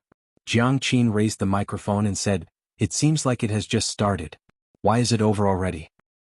Watching is our hometown and you are our family. Yuan Lin said in a sweet voice. Before preparing for the concert in Huaqing, the staff were very nervous. They were worried that we would make mistakes and let our relatives in our hometown laugh at us. But honey and I don't feel nervous at all, because you are our family. Even if we don't perform well, you will definitely forgive us. Who would be too harsh on their relatives? The applause below the stage was like thunder, accompanied by happy laughter. Chapter 490. Our parents are in Huaqing. Our family and friends are in Huaqing. We were born in Huaqing, grew up in Huaqing and went to primary and secondary school in Huaqing. We met a very important man in our lives in Huaqing. Jiang Qin said sadly. There was a moment of silence and then there was a tsunami of exclamations. Sweetheart, who is that man? Who is that man? Sweetheart, are you guys in love? Please don't, goddess, you've broken my heart. Who is that man? Wang Ku, the manager of Arasima backstage, was really anxious. He grabbed the shoulders of the staff next to him and shouted, what are they talking about? What are they talking about? Ask her to stop. No one asked Jiang Qin and Yuan Lin to stop, because Xia said that they were completely free on the stage. When they stood on the stage was theirs. Yuan Lin looked at Jiang Qin with a surprised expression. She didn't expect Jiang Qin to say that at this time. Jiang Qin's voice was a little sad. He said, I don't mean to say it on purpose. It's just that when I return to this city, I can't help but smell his scent. You must not know that the reason why Yuan Lin and I took this path, the reason why we were able to stand on the stage of classical music, and the reason why we worked hard for such a goal, is also greatly related to him. I don't know if he came to our concert. Maybe he didn't. But I know he is in Huaqing, so I feel very at ease. The fans below the stage were even more crazy. They kept shouting Jiang Qin's name and asked Jiang Qin who the man was. He is my teacher. Jiang Qin said with a sly smile. The teacher who influenced my life. Near the front of the stage, Sister Li looked at her daughter's expression and sighed deeply. Jiang Dehai held his wife's chubby hand and said, the child has grown up and has her own ideas. Let her be. I know, Sister Li said with some annoyance, I'm not against Qin and Fang Yen being together. Honey was now an adult and she had the right to choose her own life. What I'm worried about is, where is Fang Yan now? I haven't seen him for a few years. I called my daughter to ask but she didn't say anything. I don't know what happened. Fang Yan is a good kid. Jiang Dehai looked at Sister Li with a puzzled expression and said, didn't you dislike Fang Yan before? You even chased her out for no reason. Why did you change your attitude now? What do you know? Auntie Li said angrily. I didn't like Fang Yan in the past because she was still young. We couldn't let her be with Fang Yan. Now that our dear one has grown up, why can't he treat our dear one well? Look at Honey's pitiful face. You weren't this sad when I rejected you when you confessed to me, right? Cough, cough, cough. Jiang Dehai coughed violently. The topic of his wife was too explosive, and he couldn't take it anymore. I really envy you guys, Jiang Qin said with a smile. You guys can live in the same city as him, look at the same sky, breathe the same air, but I have to fly around every day and the time I can stay in Huaqing is too little. If you see him you must say hello to me. Say hello to Mr. Fang. Jiang Qin said she misses you. Jiang Qin and Yuan Lin bowed to the audience below the stage again, and they left amidst the reluctance and shouts of the audience below the stage. Fang Yan didn't expect that there would be such a scene at the end of the concert. Jiang Qin, this fearless girl, was really capable of doing anything. But in this way wouldn't he be in the headlines tomorrow? Fang Yan completely believed in the paparazzi's sense of smell and ability. Jiang Qin said the words Mr. Fang, and Jiang Qin had been in a scandal with him before she became famous. At that time, it even became negative news in the newspapers. As long as those people had the intention to find out, they would definitely be able to find these clues. Fang Yan just wanted to be a quiet little security guard. The concert ended and the crowd began to disperse. Lu Yi's parents stood up and looked at Fang Yan. They wanted to say something but didn't know what to say. Fang Yan took the initiative to walk over and shook hands with Lu Yi's father. He said with a smile, "Take care of yourself." "Thank you, teacher." "Thank you." Lu Yi's father thanked him profusely. "You have a good daughter." Fang Yan said with a smile, turned around and walked out of the private room. He went to the private room next door, ready to talk to Liang Dechang and young Master Fu about professional issues such as the sense of music and the multiple forms of expression of classical music, but found that there was no one inside. They left early. Fang Yan's eyes turned cold and he quickly walked downstairs. Jiang Qin and Yuan Lin retreated backstage. Yuan Lin took Jiang Qin's hand and said, "Sweetheart, why did you say it in front of so many people? Aren't you afraid?" All of a sudden I felt something. Jiang Qin was a little depressed and said in a low voice, "We have worked so hard and risked our lives for the past few years, we want to show him our best side.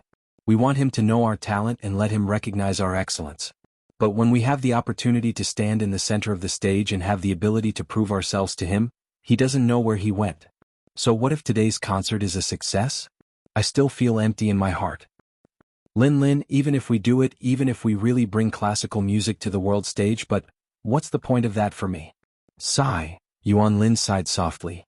"Let's go see Mr. Fang tomorrow. We'll treat him to a meal, treat him to a drink, even if we don't do anything, we'll just watch him quietly and accompany him."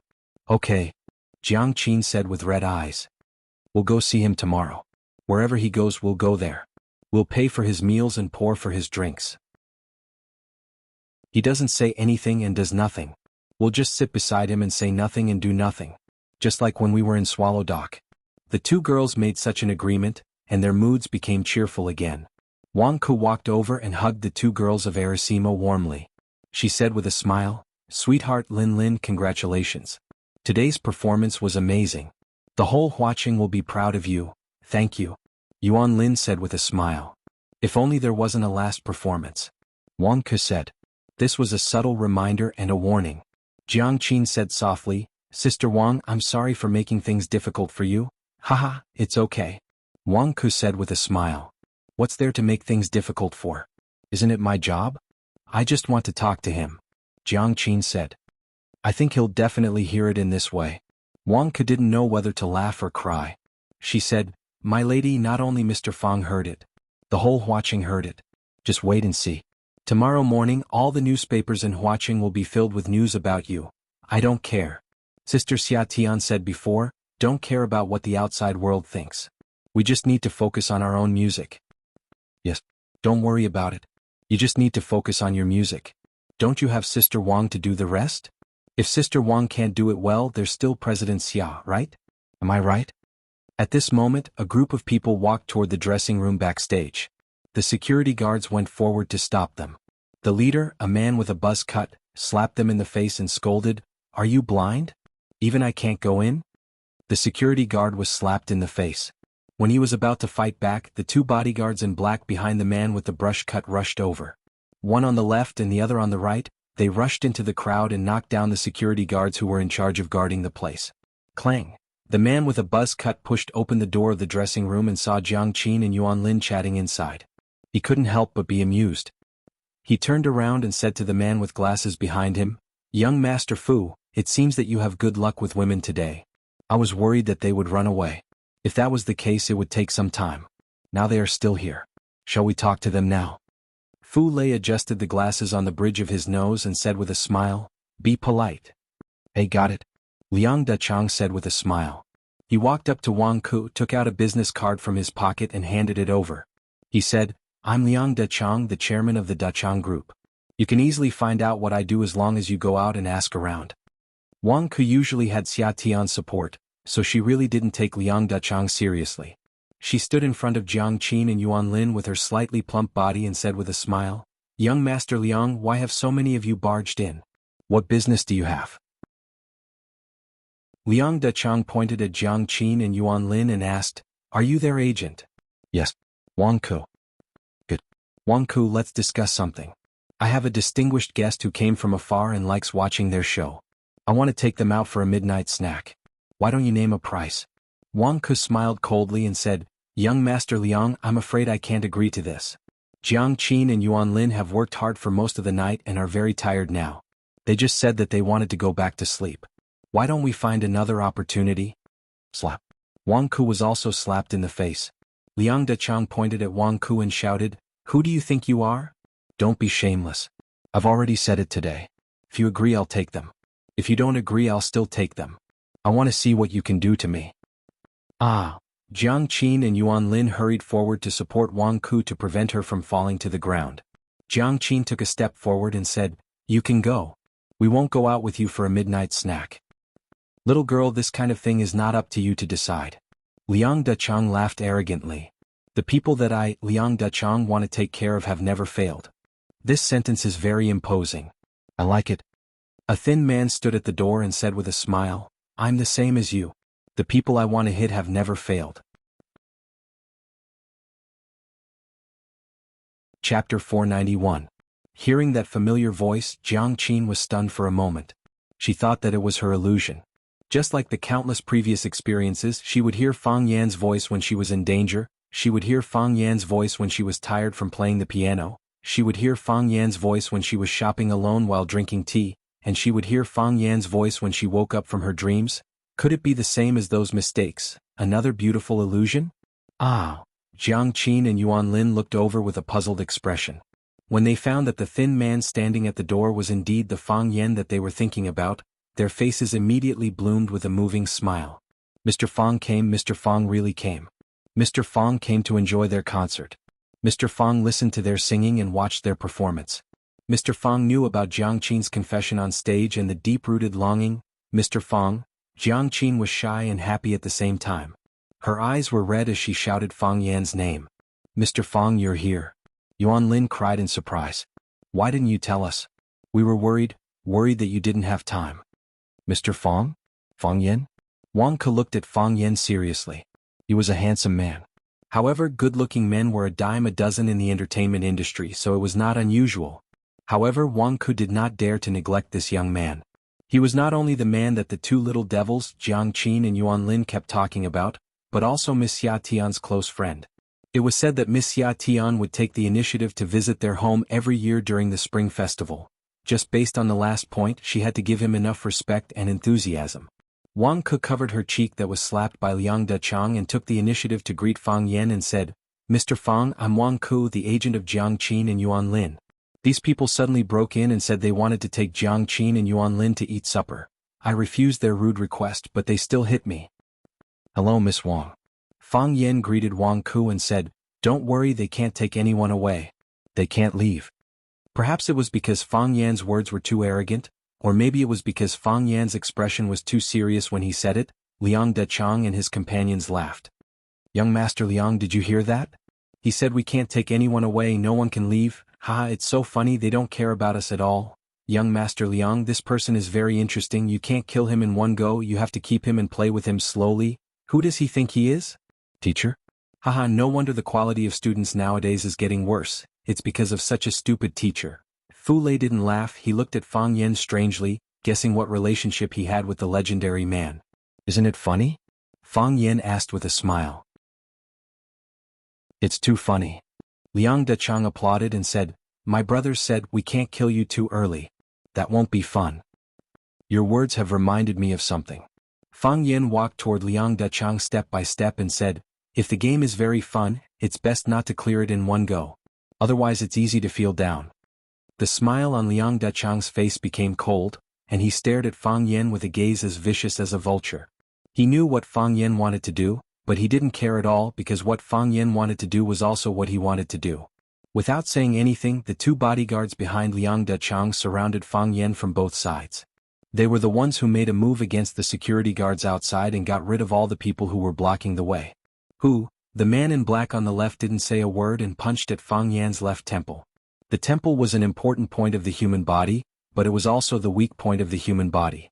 If it was important, it was weak. Fang Yan could sense the strength he used. If this punch was completely hit, it might cause the temple to explode, serious injuries or even death.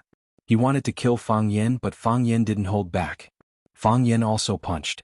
It was a punch later than his punch and a punch lighter than his punch.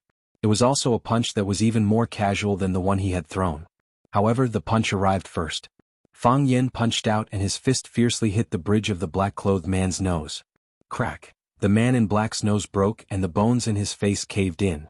His body flew out and blood sprayed in the air like a red fountain.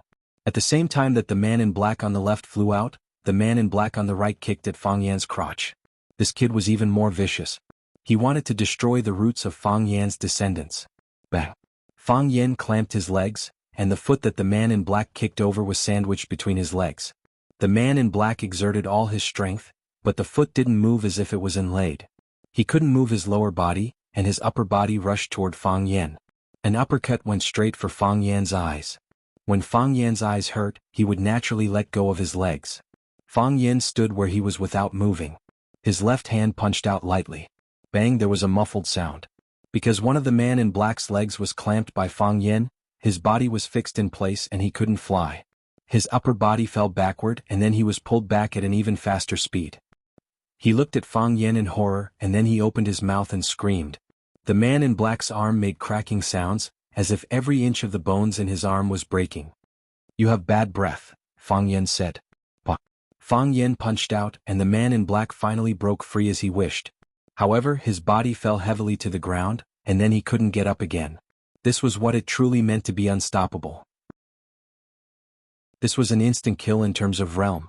Fang Yan looked at Liang Dechang and asked with a smile, the mighty young master Liang only brings these two rookie bodyguards when you go out?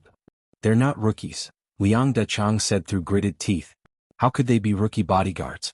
One of them was a famous fighter in Huaqing's MMA world, and was only recruited by him after he became famous. The other was a member of Mount Song's Shaolin Temple's martial arts team, and used to perform martial arts on stages all over the world. Later, because he couldn't stand poverty, he retired early, and became his loyal confidant. Just now, it was the two of them who took care of those annoying bodyguards. At that time they were full of power and gave people endless confidence. How could they be defeated so easily now? Fang Yan smiled and said, these bodyguards aren't rookies, looks like your definition of rookies is very special. Fang Yan walked toward Liang Dechang again and said, do you have any other rookie bodyguards? Or rather, do you have any bodyguards who aren't rookies? If there aren't any, I'm going to beat someone up. I just said I've never failed to beat someone up I wanted to. You won't disappoint me, right? Liang Dechang stared at Fang Yan fiercely and said, brat, do you know who I am? I know. Liang Dechang. A bastard who's willing to be a pimp in order to please his master. Fang Yan said aloud, only people who beat people up need to announce their name. People who get beaten up don't need to let everyone in the world know who they are, right? I don't care who you are, if you dare to touch a hair on me, I promise I'll let your corpse lie on the street. Really? So I'm dead for sure? Fang Yan pointed at the gauze wrapped around Liang Dechang's forehead and said, I threw that piece of wood. How do you feel now? So it's you? Liang Dechang's anger soared again and he pointed at Fang Yen and scolded, I said I'll make you wish you were dead. Pa! Fang Yen slapped Liang Dechang's face and asked, is this the feeling of living worse than death that you said? Arasima's concert was over, so Fang Yen didn't have to worry about bringing adverse effects to them. Fang Yen was already furious, and now he witnessed them running to the backstage locker room to snatch people. How could he be merciful? Fang Yen did use a lot of strength in this slap.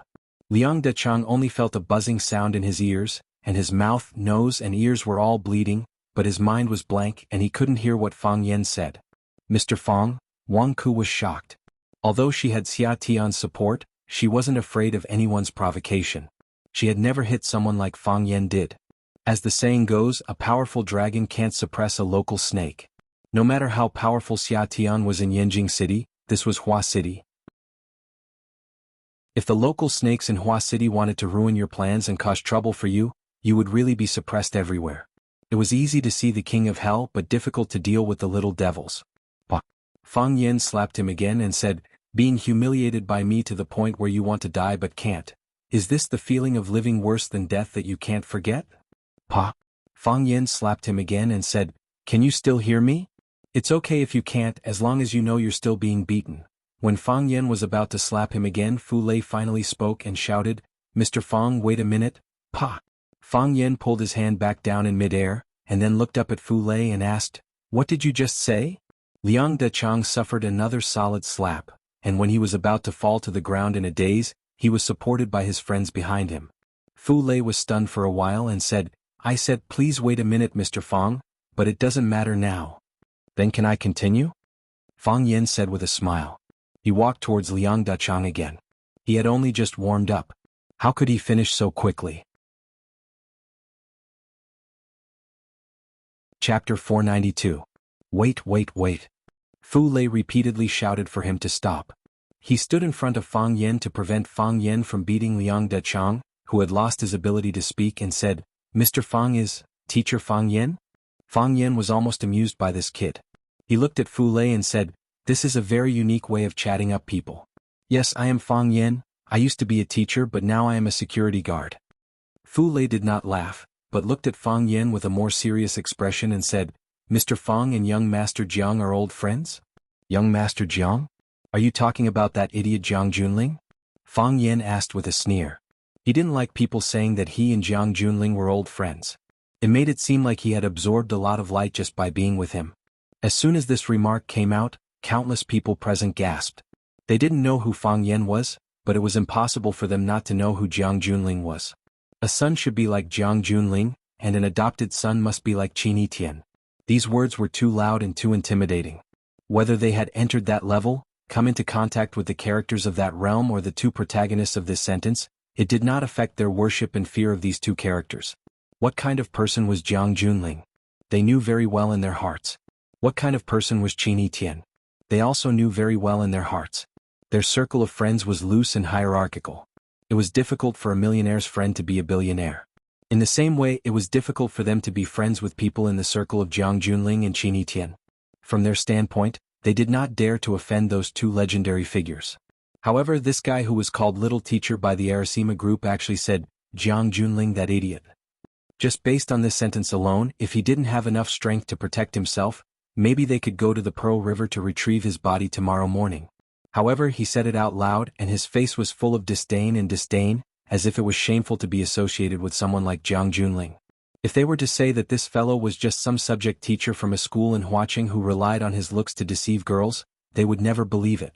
But who was this man? He had never heard of a wealthy family with the surname Fang in Huaqing. There were no wealthy families with the surname Fang in the capital either. Fu Lei's expression changed drastically as if he had heard something inconceivable. Very quickly, his expression returned to normal. He looked at Fang Yen with a smile and said, So it's young Master Fang. I've heard so much about you. Your name is like thunder in my ears. I didn't expect that we would be like a flood crashing into a Dragon King's temple today. One family clashed with another family, young Master Fang, this is a misunderstanding.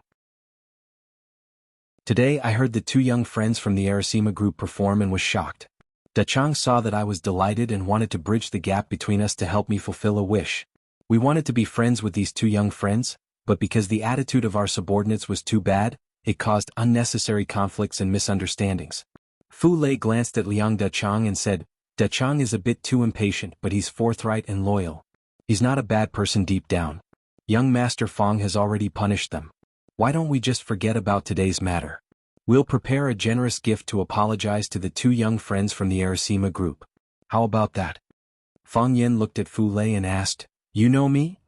I often heard about the interesting stories between young Master Fong and young Master Jiang even when I was far away in a cold and desolate place. I've always wanted to get to know a young talent like young Master Fong if I had the chance. I didn't expect the hero to be right in front of me, but I didn't recognize him. What a sin. Fu Lei's words were very vague, but the meaning behind his words was very clear. Since you've already offended young Master Jiang Junling, don't provoke us anymore. It would be good if everyone was friendly. When we teased girls, you pretended not to see it. When you hooked up with innocent women, we turned a blind eye. Isn't this the way people live in the circle? Hearing that I even dared to slap Jiang Junling, are you starting to feel guilty? Fang Yen asked with a smile. And then regret provoking my friend? Young Master Fong, Fu Lei felt that Fang Yen didn't know how to speak properly. How could he say such a thing on the spot? Luckily I don't know you. Fang Yen said happily. Oh, it's so lively here? A bright and heroic voice sounded from the door. Fang Yen turned around and saw Lan Shanggu pushing Lu Shu, who was in a wheelchair, into the locker room. Fu Lei saw Lan Shanggu and shouted happily, Brother Lan, you're here too? If I knew earlier, we could have arranged to meet in the same room to drink wine and listen to classical music. It's a great fun. Lan Shanggu ignored Fu Lei and looked at Fang Yen with a smile. He said, I don't have anything to do tonight, so I invited Cripple Lu to watch the classical music concert from Arasima. Lan Shanggu looked at Jiang Qin and Yuan Lin and said with a smile, After all, the two beauties from Arasima are also from Huaqing. It's natural for us to support people from our hometown. Jiang Qin, Yuan Lin, I'm your diehard fan. You have to give me an autograph later. Otherwise, I'll leave Cripple Lu outside the changing room and not let you out. You won't be so cruel to a disabled person, right? Jiang Qin and Yuan Lin looked at each other. They didn't understand the relationship between Lan Shanggu, Fang Yen, and Fu Lei. They just smiled and didn't say anything. Lu Shu's face turned slightly cold. He said, Lan Shanggu, one day I'll make you shut your stinky mouth completely. Cripple Lu, do you want to kill me now? It's not easy for you to kill me, but I can kill you easily, Lan Shanggu said carelessly. He didn't take Lu Shu's threat seriously at all. Lan Shanggu walked in front of Fang Yen and stood shoulder to shoulder with him. He stared at Fu Lei and the others with the same hatred. He asked, What happened here? Which blind guy offended our young Master Fong again? It's a misunderstanding. It's really a misunderstanding. Brother Lan, please explain to young Master Fong that we just want to make friends with the two girls from Arasima. We don't have any other intentions. Fu Lei didn't expect Lan Shanggu to also come to this concert. But this was also good. The Fu clan and the Lan clan had some relationship, and the two clans often had business dealings. With a heavyweight like Lan Shanggu helping to slow things down, presumably Fang Yen wouldn't dare to kill them again. As for Liang Dechang, this kind of guy with bad character, he should just treat this beating as a lesson. Why did he talk to me about Arasima for no reason? Now that he brought trouble to my doorstep, I'm already being kind by not letting him bear the responsibility. Lan Shanggu sneered and said, Fu Lei, do you think I don't know your tricks? If you're wrong, you're wrong. If you're wrong, you have to admit it. It's one thing to do something wrong, but you still have to bear the responsibility after doing something wrong. If you should apologize, you have to apologize. If you should compensate for the loss, you have to compensate for the loss. Lan Shanggu naturally had the intention of interceding on Fu Lei's behalf. He wanted Fu Lei to apologize and compensate for the loss. These were just some insignificant punishments, because he knew very well that if Fang Yen took action, things naturally wouldn't be so easy to solve. Lu Shu sneered and said, Using young Master Fang's matter as a gift, Lan Shanggu, you really have a good plan. Fang Yen glanced at Lan Shanggu and said, No. Things shouldn't be handled like this. Fang Yen pointed at Fu Lei and said, Just now in the VIP room on the second floor, he and Liang Dechang were discussing how to get the two girls from Arasima. I'm too embarrassed to repeat those obscene words. Jiang Qin and Yuan Lin looked at each other, and their faces were smeared with a layer of red. They knew what those obscene words Fang Yen said were referring to. Although they had the protection of Xia Tian, they rarely encountered situations where they were bullied. But occasionally, some words that reached their ears would still make them extremely angry. But this was the ecology of the entertainment circle. Even Xia Tian couldn't change the rules and purify the environment. He could only ensure that the people around him wouldn't be assimilated. I had already punished them at that time. I didn't expect them to be so daring that they forcefully ran into the room after the concert to snatch people. Fang Yin pointed at Jiang Qin and Yuan Lin and said, "Unfortunately, the Mr. Fang they were talking about on stage was me. They were both my students." "Young master, what do you mean?" The smile on Lan Shanggu's face disappeared. He looked at Fang Yin with a serious expression and asked aloud. Fang Yin walked towards Fu Lei step by step, and Fu Lei's body began to retreat. He had seen Fang Yan's skills and knew that he was far from being his opponent. He originally thought that those young masters who had been fawning over him would stand up and help him, but even when he retreated to the corner of the wall, he didn't touch anyone's body. Those guys had already retreated to the sides. Fang Yin grabbed Fu Lei's neck and lifted his body up from the ground. Fu Lei's face turned purple and his body couldn't move at all. Clang! Fang Yan's knee ruthlessly attacked Fu Lei's lower abdomen. Fu Lei's body curled up like a shrimp. His face turned black and purple as if he had serious food poisoning. His mouth couldn't speak, but a large amount of food and liquid flowed out from the corner of his mouth. Fang Yin was worried that the compound would flow to the back of his hand, so he threw Fu Lei's body on the ground with some disdain. Then he kicked over and over again. Bang, bang, bang. Every time Fang Yin kicked out, Fu Lei would scream along with it. His body curled up on the ground, his hands tightly hugging the important parts of his head. He looked even more miserable than a beggar. Every time Fang Yin kicked out, the bodies of the young masters of Hua City who were watching from the side would also tremble.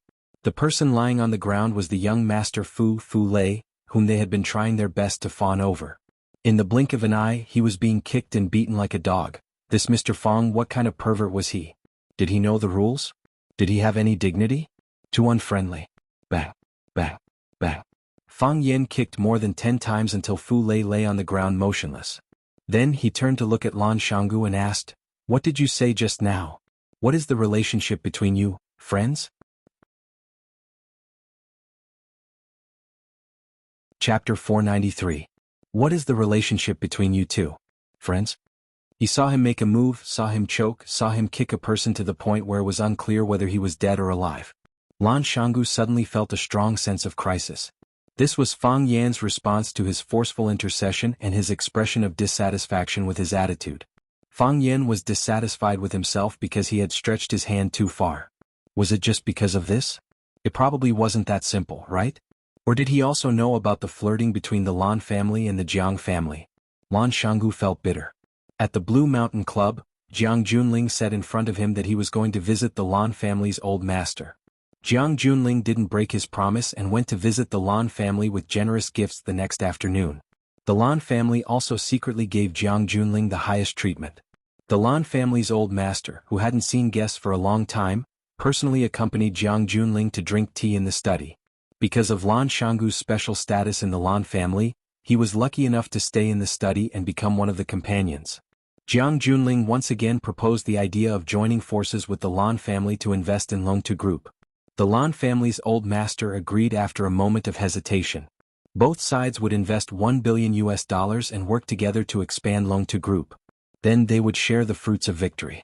In Longtu Group, the Lan family would be one of the 3 major shareholders. With the Jiang family, Jiang Zhulu would exercise the same important rights. Jiang Junling expressed his admiration for the Lan family's foresight and thanked the old master for encouraging and guiding the young people. Both sides had a good talk.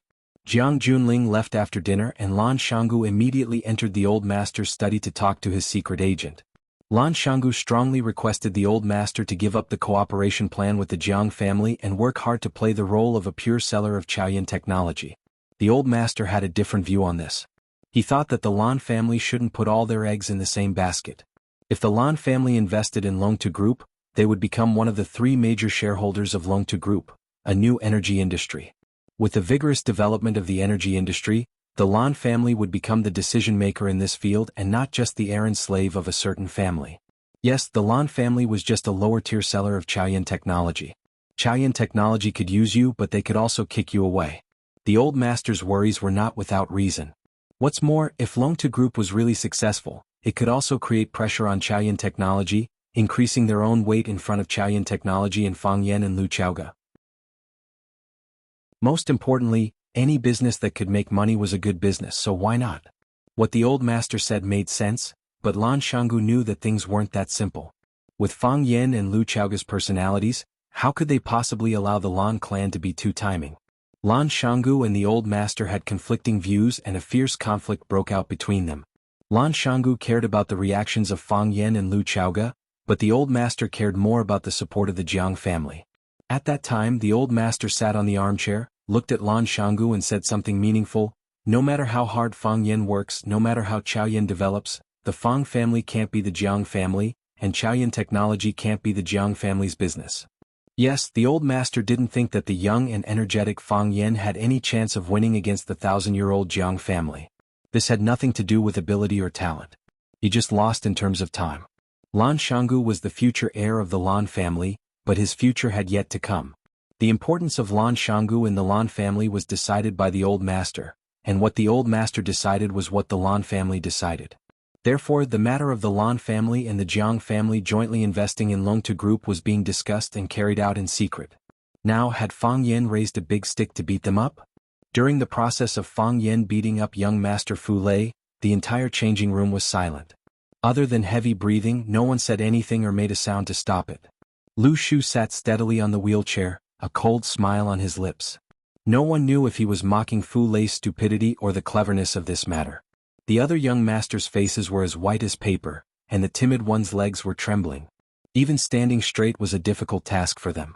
Every time Fang Yen kicked Wang Ku, the manager of Planet Blue, his heart would tremble. When Fang Yen was done, her body stopped trembling. She had been in the entertainment industry for many years and had seen all kinds of people. But she had never met a man with a personality like Fang Yen. This kind of person had a vicious mouth and was ruthless. He didn't know how to compromise, didn't know how to be mellow, and wasn't suitable to be in the industry. It was easy to offend people. Wang Ku turned to look at Jiang Qin and Yuan Lin, wanting to persuade them to stay away from this dangerous man. But when she saw Jiang Qin and Yuan Lin's excited faces and stars in their eyes, she gave up the idea. They probably wouldn't listen to any bad things she said about Fang Yen. Aren't they your friends? Fang Yen looked at Lan Shanyu and asked again. What was the point of asking such a question after the fight? Or rather, it had a deeper meaning than asking such a question before the fight. Lan Shanyu laughed and said, "To be honest, young master, the Fu family is our business partner.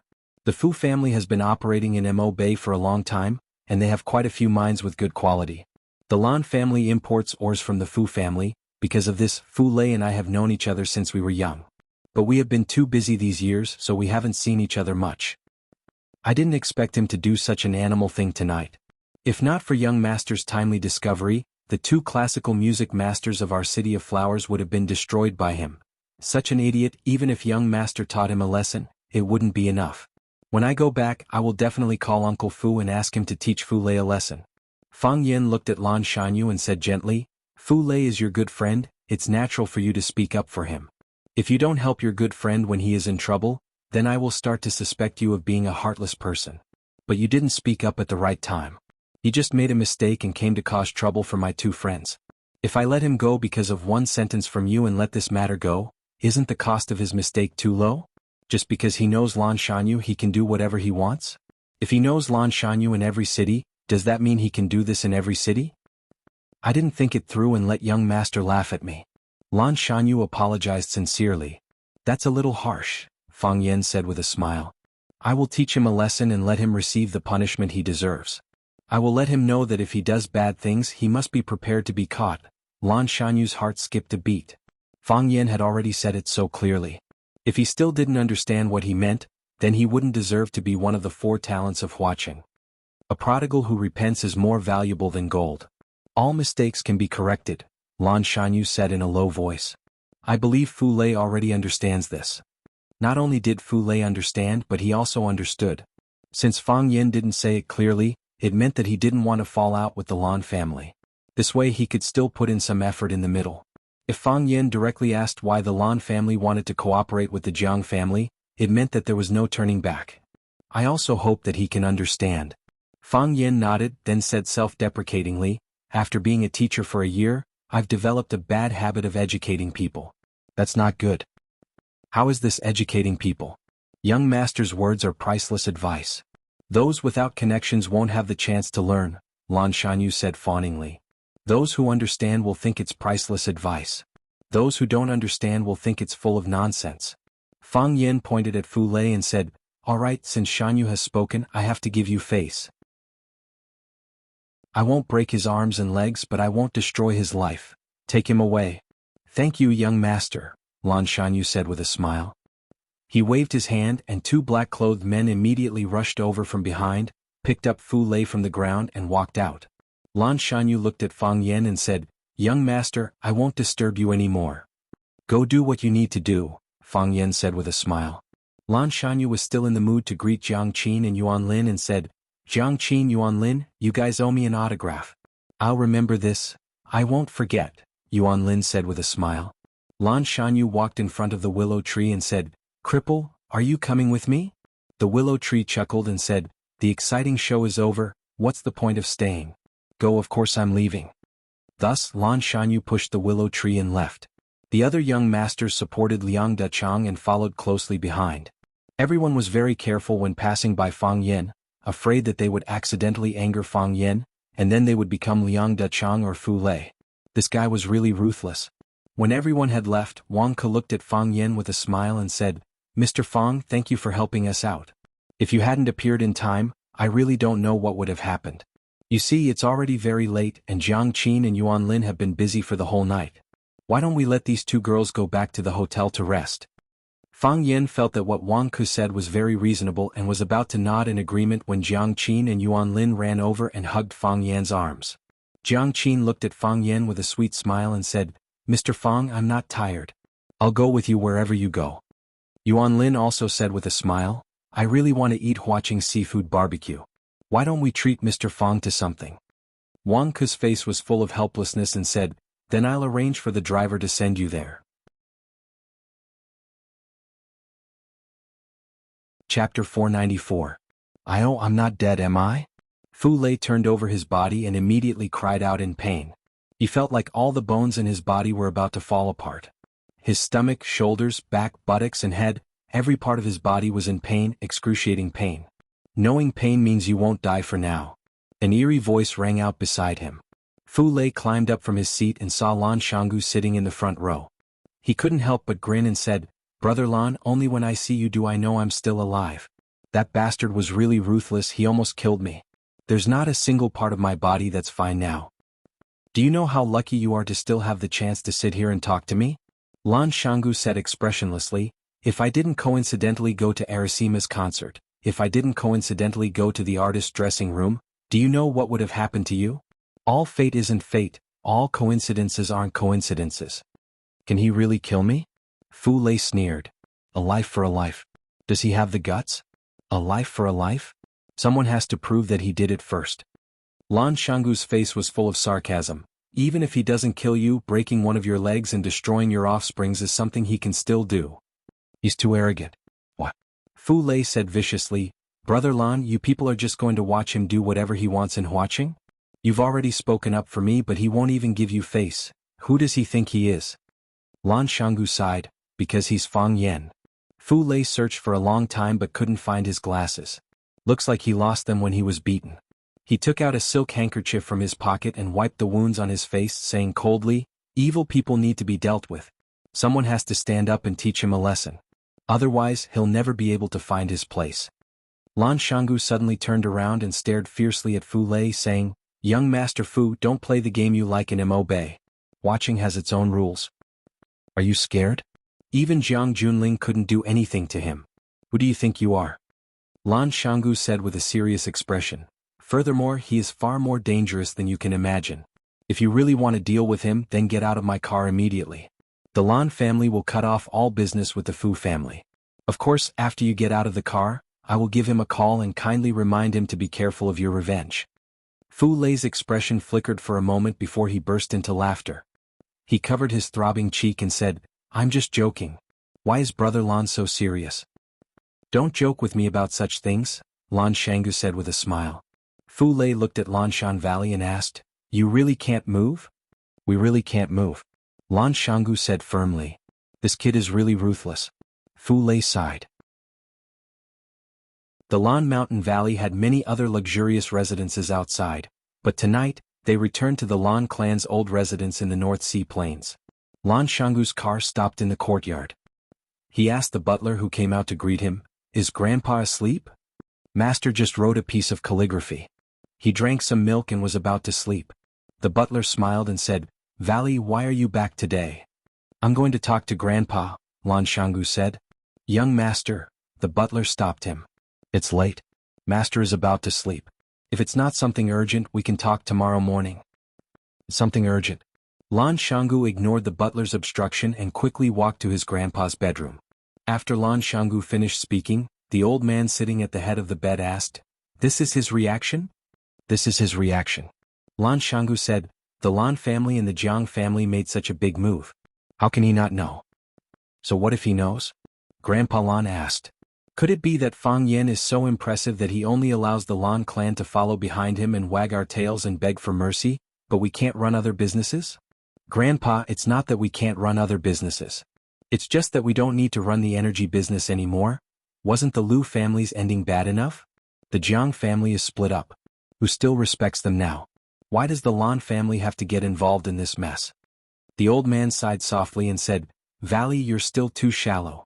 You need more practice." "Grandpa, give up. As long as we maintain a good relationship with Chao Yen, we can become the biggest beneficiary of the energy industry. Why must we jump into the battlefield and fight with others? That's not something we're good at. Only by fighting with others can we become the biggest beneficiary." The old man said firmly, "Valley, it's decided. I'm old and tired. I'll leave the future to you. Your biggest weakness is that you're too young. Your biggest strength is also that you're too young. Young people should have the vigor and drive of young people. You can't always guard the city like this." Lan Shangu knew that his objection failed again. Grandpa was still more optimistic about the future of the Jiang family. Yes, the Jiang family had been standing for 1,000 years. How could a small company that had been established for 2 or 3 years compete with them? In 1,000 years, how many challengers had the Jiang family met? And the result? The Jiang family was still the Jiang family. The graves of those challengers were already covered with thorny trees and weeds. Would Fang Yen really be an exception?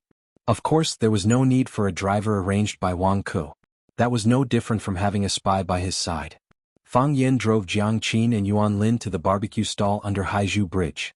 In the past, Fang Yen often ate supper with them there. Both of them couldn't forget the seafood barbecue there.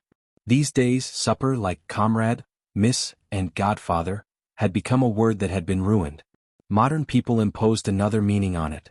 Fu Lei and Liang Dechang wanted to treat Jiang Qin and Yuan Lin to supper, but Jiang Qin and Yuan Lin were unwilling. Fang Yen wanted them to rest early, but the two girls insisted on treating Fang Yen to supper. It had to be said that this was really a humorous matter. "Mr. Fang, why did you want to come to our concert? If you want to come, just let us know. We'll reserve the front of the stage for you." "Mr. Fang, what do you think of our performance tonight?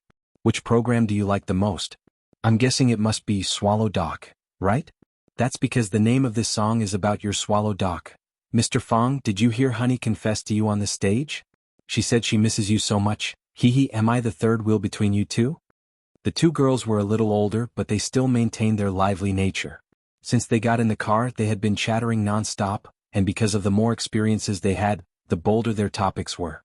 Yuan Lin also teased the relationship between Fang Yen and Jiang Qin from time to time. On the contrary, it was Jiang Qin who became a little shy because Yuan Lin saw through his thoughts.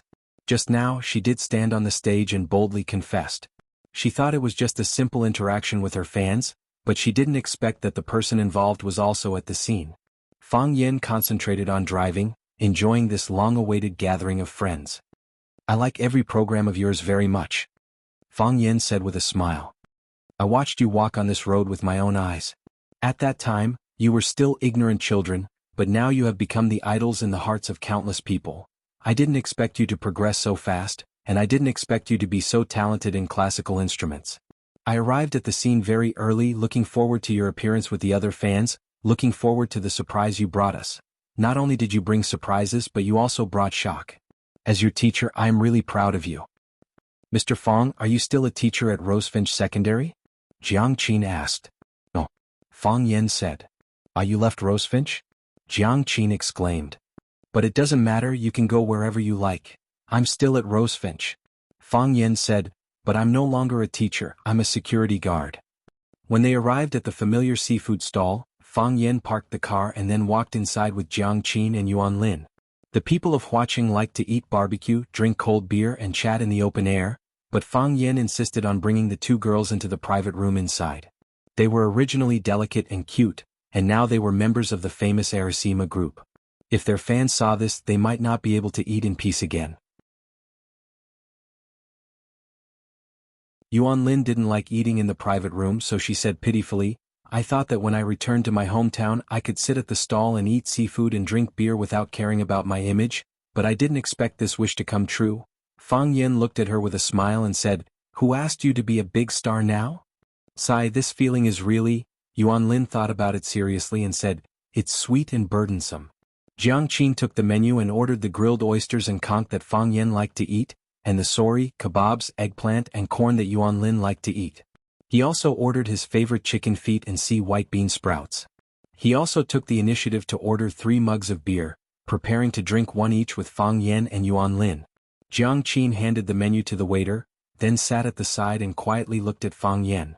Fang Yan turned his face towards her, and she immediately blushed and moved her face to the side.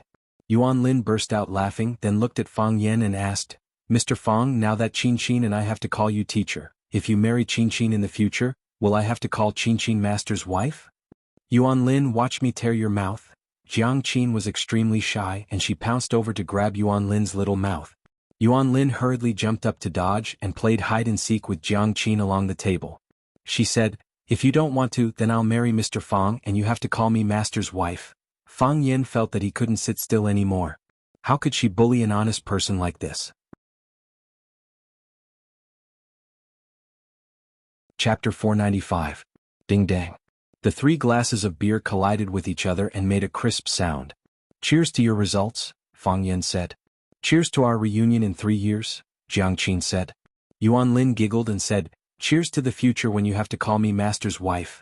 Not sure if it was because there weren't many customers, but the food that Fang Yan and the others ordered was quickly served. It was the same old restaurant with the same familiar smell. Jiang Qin and Yuan Lin seemed to have missed the seafood barbecue in Huaqing for a long time. As soon as the oysters were served, the two grabbed one each and ate them greedily. The shells outside were heated up by the charcoal fire, and the two were so hot that they couldn't bear to put them down. Slow down, be careful not to get burned, Fang Yan said with a smile. Wouldn't it be embarrassing if your fans saw your gluttonous faces? I don't care about them, Yuan Lin said coquettishly. The oysters outside don't taste like home. The food at home is still the best. Exactly. When we were in Yanjing, Yuan Lin always talked about the oysters at home and the soy sauce pork trotters made by my mom. Jiang Qin sucked the juice on his finger and said, Mr. Fang, you haven't eaten at my house for a long time, right? My mom always talks about you. Fang Yan nodded and said, I just returned to Huaqing and have a few urgent matters to deal with. I haven't had the time to visit Sister Li and Uncle Jiang. If you go visit your parents, you have to visit mine too. Yuan Lin buried her head in her food and said without lifting her head. Otherwise it's not fair. My mom has been talking about you too. Every time you call me, you'll ask me how your teacher Fang is doing. If he has time, ask him to come over and have a meal or something.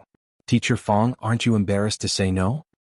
That doesn't make sense, Fang Yan said with a puzzled expression. What's unreasonable? Yuan Lin asked. You're still so young, why would they worry that you won't be able to get married?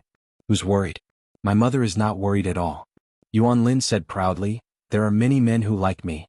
Then why are they in such a hurry for me to visit them? Fang Yan asked with a smile.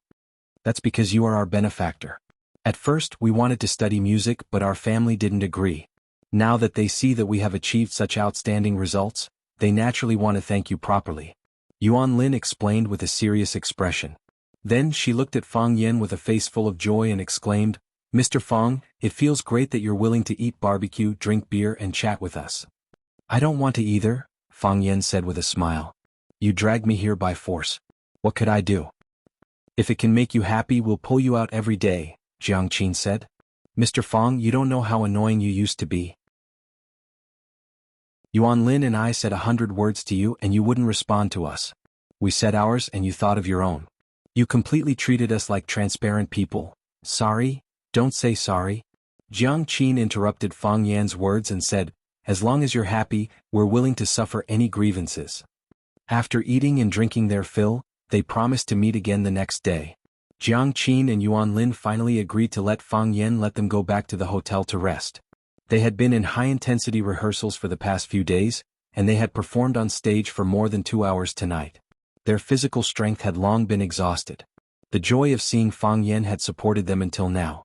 As their stomachs were full, their brains began to lack oxygen, and it was difficult for them to keep their eyes open.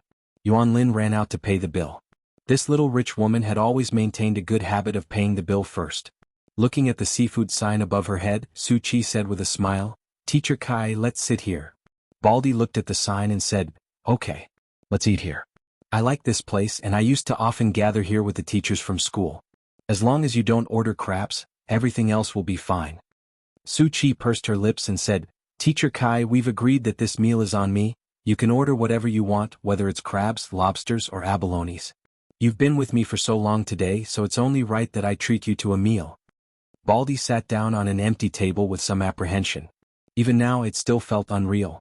She asked in a low voice, "That, Su Qi, are you?" Su Qi was looking at the menu.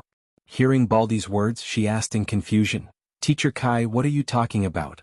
Are you going to do something to you? You're not trying to hit on me, are you?"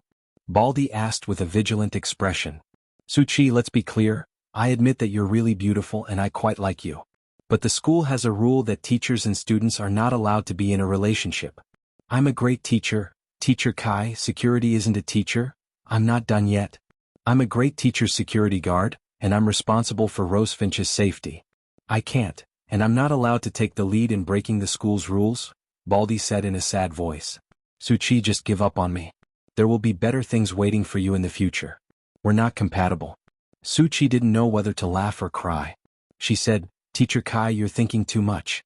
I don't mean that, I just want to treat you to a simple meal. By the way, you said that you used to gather here with your colleagues. Did Mr. Fang come with you?" "Fang Yan? Why do you keep mentioning him?" "I'm just asking casually. There's no point in asking. I've already told you that Mr. Fang is taken now, and other people can only look at him from outside the courtyard. He has a handsome appearance and an outstanding temperament in the crowd. How can a godlike man like that be touched by any woman? He's like the most precious jewel that only our old leader, Principal Lu, is qualified to have." "Are they married?" Su Qi asked with a sigh. "No." Baldy looked at Su Qi with hostility and said, "Even if they're not married, it has nothing to do with you. You should just give up on this idea. Order the dishes, order the crabs, 3 of them weighing 8 ounces. Order the lobsters, 3 of them that are a foot long. Order the abalones, 2 or 3 of them, 3 to 5 of them. I'm hungry." Baldy was very angry. He felt that young girls nowadays were so annoying. They didn't like men of the same age as them, but they wanted mature uncles like them. "Girl, the uncles don't ask." Su Qi was a little depressed, but she still generously ordered the crabs, lobsters, and abalones for Baldy. She felt that it was not enough, so she ordered 5 or 6 kinds of expensive seafood from the seafood stall. Baldy's heart was filled with a sense of guilt. He felt that he shouldn't have said it so straightforwardly. Su Qi sat there in a daze without saying anything, and Baldy didn't know what to say. The process of waiting for the dishes to be served was a long time. Baldy had to take out his phone and read online novels. Eating the fish with pickled cabbage and fish at the school gate and reading the urban novels written by Lu Xiaohui were one of his few hobbies. Fang Yan went out with the 2 little girls, Jiang Qin and Yuan Lin, and saw Su Qi and Baldy sitting at the entrance of the seafood stall from afar. Fang Yan was hesitating whether to greet them or not, but Baldy seemed to have sensed it and raised his head. His eyes were puzzled at first, but then he pushed the chair away and jumped up with a face full of surprise. As if he felt that his behavior was very uncivilized, Baldy became sneaky again. He went straight to the front of Jiang Qin and Yuan Lin, and with a flushed face, he stammered and asked, "Excuse me, are you Arasima?" Jiang Qin and Yuan Lin were shocked. They thought, why did I meet a fan at this time? There were so many people eating at the food stall at the entrance. If I let him shout, wouldn't it alarm everyone? When Jiang Qin and Yuan Lin were hesitating whether to admit it or not, Fang Yan had already stood in front of Baldy and said, "Baldy, why are you here?" Baldy suddenly saw Fang Yan and exclaimed, "Mr. Fang, why are you here?" It seemed that this guy only had eyes for the Arasima group. He actually ignored his old friend who was walking in the front. "Why can't I be here?" Fang Yan said angrily. "Why are you here?" Baldy said angrily. Seeing Jiang Qin and Yuan Lin following closely behind Fang Yen, Baldy became even angrier and said, "How can you be here? How can you be like this? I already said that I will come out to block those crazy bees and butterflies for you, and you go back to take care of Principal Lu. Everyone will work together for a better life in the future. But why did you sneak out? And with such a beautiful girl? If you don't know how to love yourself, what's the point of my efforts?" Fang Yen hesitated whether he should knock this crazy guy out or not. Jiang Qin looked at Baldy with puzzled eyes and asked, "Mr. Fang, is this your friend?" "My school colleague," Fang Yen said. "Also a friend." Baldy's expression changed very quickly. He looked at Jiang Qin with a face full of smiles and said, "Miss Jiang Qin, nice to meet you.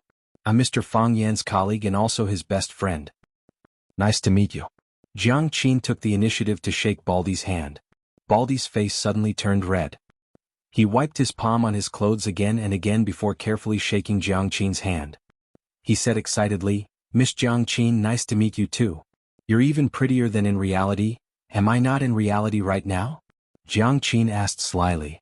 "I'm talking about reality."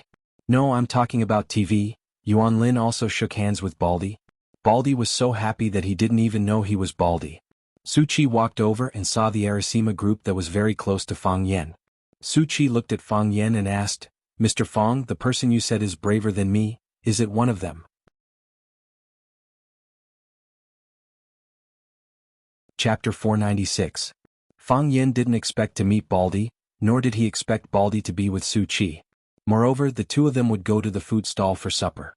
The scene of the two of them standing together was so beautiful that Fang Yen couldn't imagine it. Hearing Suchi's question, Fang Yen raised his eyebrows slightly, smiled at Suchi and said indifferently, "It's not them." Suchi was stunned for a moment. "Not them? If it's not them, then who is it?" Even Jiang Qin and Yuan Lin of the Arasima group weren't the woman who could make his heart palpitate. Then, what kind of woman could occupy such an important position? Suchi was really curious but also really unwilling. What kind of man is this? She felt that he was different from the first time they met. His appearance was handsome, but his temperament was deep. For such a young man to have such a calm temperament, it was indeed a very strange thing. His eyes were very clean, but there was endless anger hidden in the depths of his eyes. He was like a child who was wronged, but didn't know who to vent his anger to. His gentle and elegant side was like the sea, making people involuntarily drown in it. His ruthless and cold side was like a flame, burning fiercely, making people aware of the danger, but couldn't help but want to turn into a moth and fly away. She originally thought that he was just an ordinary person with charm, but now she found out that he had a close relationship with the Arasima group. Such a person was only a security guard at Rosefinch Secondary.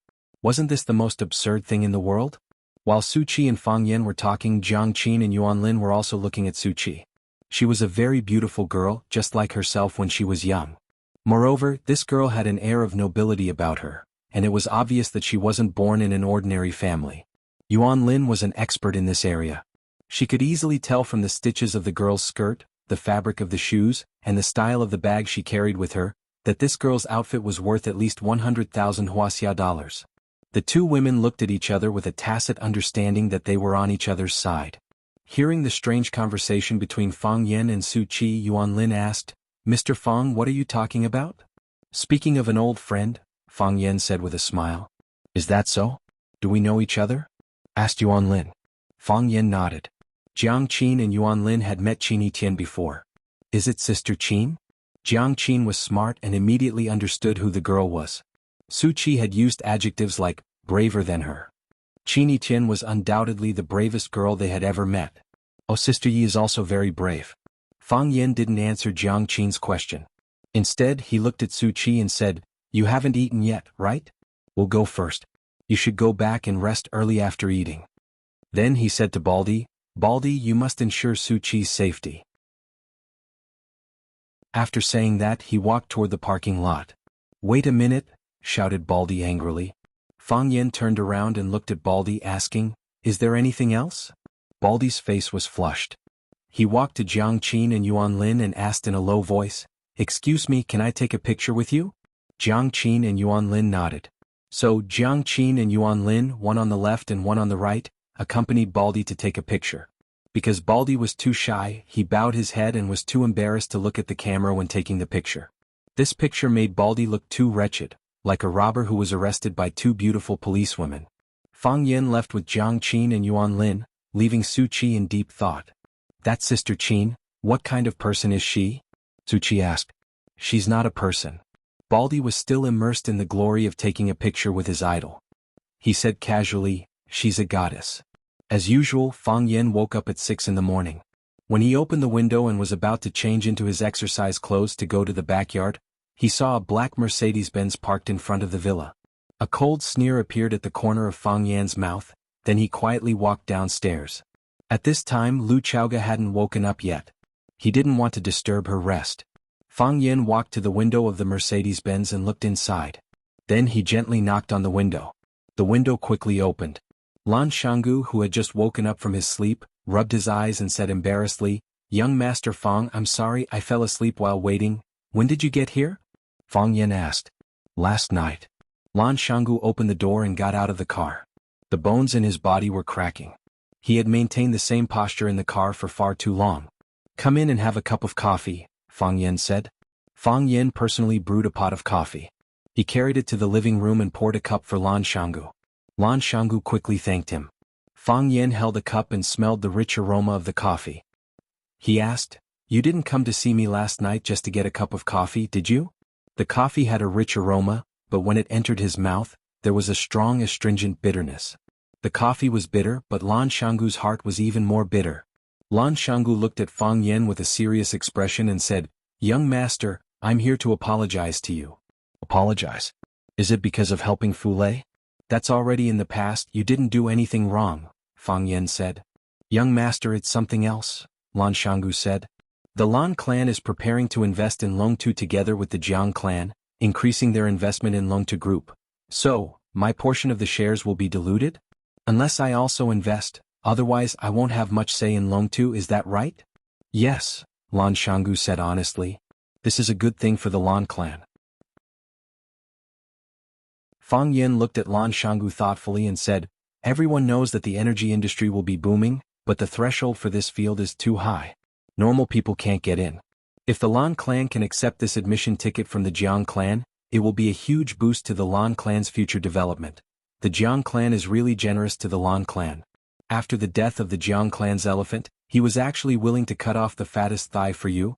Lan Shanggu didn't think that Fang Yan was praising him. He stared at Fang Yan with burning eyes and asked, "What do you think, young Master Fang?" "What do I think?" Fang Yan squinted his eyes and smiled. "What opinion can I have? I'm an outsider. I don't have the right to decide the Lan clan's matters. If that's the case, you'll have to blame me for not being sensible." "I know what to do," Lan Shanggu said with a heavy voice, as if he had made a huge decision. Fang Yan patted Lan Shanggu's shoulder and smiled. "Have some coffee. My cooking is not bad. I won't disappoint you." Lan Shanggu took a sip and smiled. "Young Master Fang never disappoints us." The news that Lan Shanggu wanted to separate from the Lan clan quickly spread throughout Huaqing. "He's a madman. A complete and utter madman. Is he King crazy? The Lan clan was originally the future successor of the Lan clan. Who is he going to separate from? Split his own clan? What is Lan Shanggu trying to do? What is the Lan clan trying to do? I don't understand, I really don't understand." Lan Shanggu looks like a madman, but he's actually a madman. Madmen are the scariest. The Lan clan's old mansion. All the important figures of the Lan clan gathered together. Other than third uncle who was far away in Beijing and fifth uncle and fifth aunt who were far away in America, this was the most complete gathering of the clan. Bang. Old Master Lan gently placed the teacup in his hand on the table. Although his movements were very gentle, it still seemed too loud and clear when everyone was even breathing cautiously. Old Master Lan looked at Lan Shanggu, who was kneeling in the middle of the central room, and asked in a hoarse voice, "Have you decided?" "No decision. No decision." Lan Shanggu's father, Lan Ling, jumped out and knelt beside Lan Shanggu. He said anxiously, "Dad, Shanggu is usually crazy. This time he's even more sick. I'll bring him back and have a good talk with him. Dad, don't be angry. If you're not happy, just beat him up and scold him. Let him have a taste of our Lan clan's family rules. That's enough." Old Master Lan waved his hand and said impatiently, "I'm asking about Shanggu. What are you doing here? Is Shanggu still a child?" "Dad, Shanggu is a child, bastard." Old Master Lan was angry. If he's a child, will the future of the Lan clan be in his hands? If he's a child, will the lives of the entire family be his toys? When everyone supported him in the past, why didn't you say that he was a child? Dad, don't try to persuade me. I've already made up my mind. Lan Shanggu raised his head and said loudly, I'm leaving the Lan clan. What are your conditions? Let me take Dashan Trade away, Lan Shanggu said. Dashan Trade was founded by Lan Shanggu. Previously, it was under the name of the Lan Clan's Corporation. However, Lan Shanggu held a large number of shares and was also the legal representative of the trading company. Lan Shanggu and Chaoyin Technology, which was represented by Lu Chaoga, were working together. Dashan Trade was helping Chaoyin Technology's Little Flame products to be the sellers. Anything else? Nothing else, Lan Shanggu said. Wow, everyone was in an uproar. The Lan clan was huge and had a few listed companies under their name. As one of the most important figures in the Lan clan, Lan Shanggu's request to leave the clan was only for Dashan Trade. This made the other members of the Lan clan laugh so hard that they couldn't close their mouths. You think so highly of him? I'm willing to take a gamble. Old Master Lan pondered for a long time and said, I'll give Hua Mao to you as well. Thank you, Grandpa, Lan Shanggu said gratefully. Old Master Lan waved his hand and said, Go to the ancestral hall and receive a beating, then get out. Lan Shanggu didn't say anything else. He kowtowed to where Old Master Lan was sitting. When he raised his head, his forehead was dripping with blood. Old Master Lan was nowhere to be seen.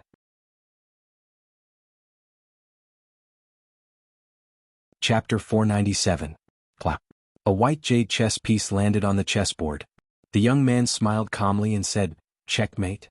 The middle-aged woman sitting across from him stared at the chessboard for a long time, then shook her head and sighed, saying, It's hard to attack when advancing and hard to defend when retreating.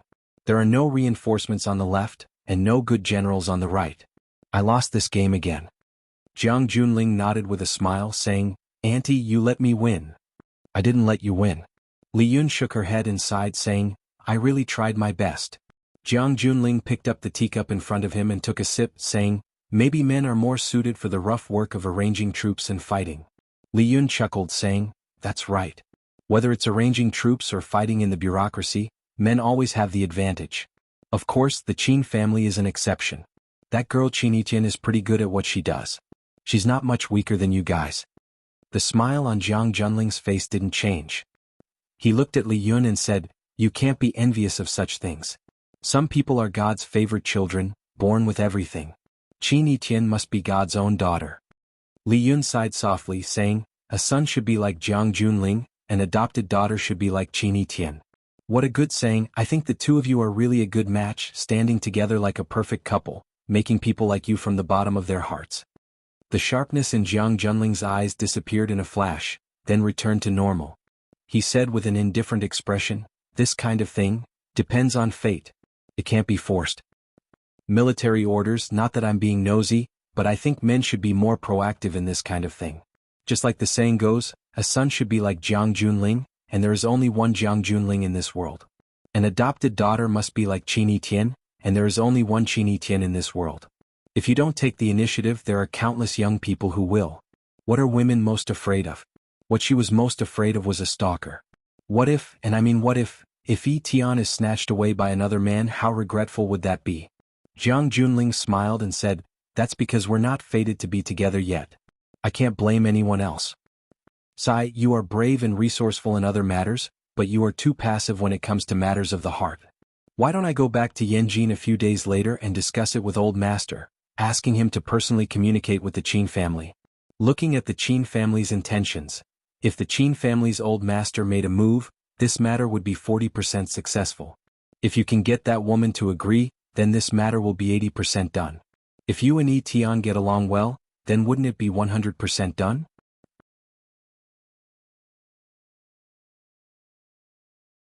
Jiang Junling pondered for a moment, then raised his cup to Li Yun and said, If the wedding is successful, Auntie will definitely receive a gift to thank you. Li Yun covered her mouth and giggled.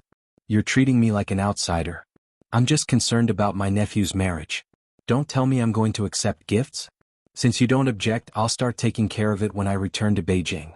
I'm definitely going to be the matchmaker. Jiang Junling nodded and said, Okay. Auntie will go back and prepare first. I still need to stay in watching for a few days.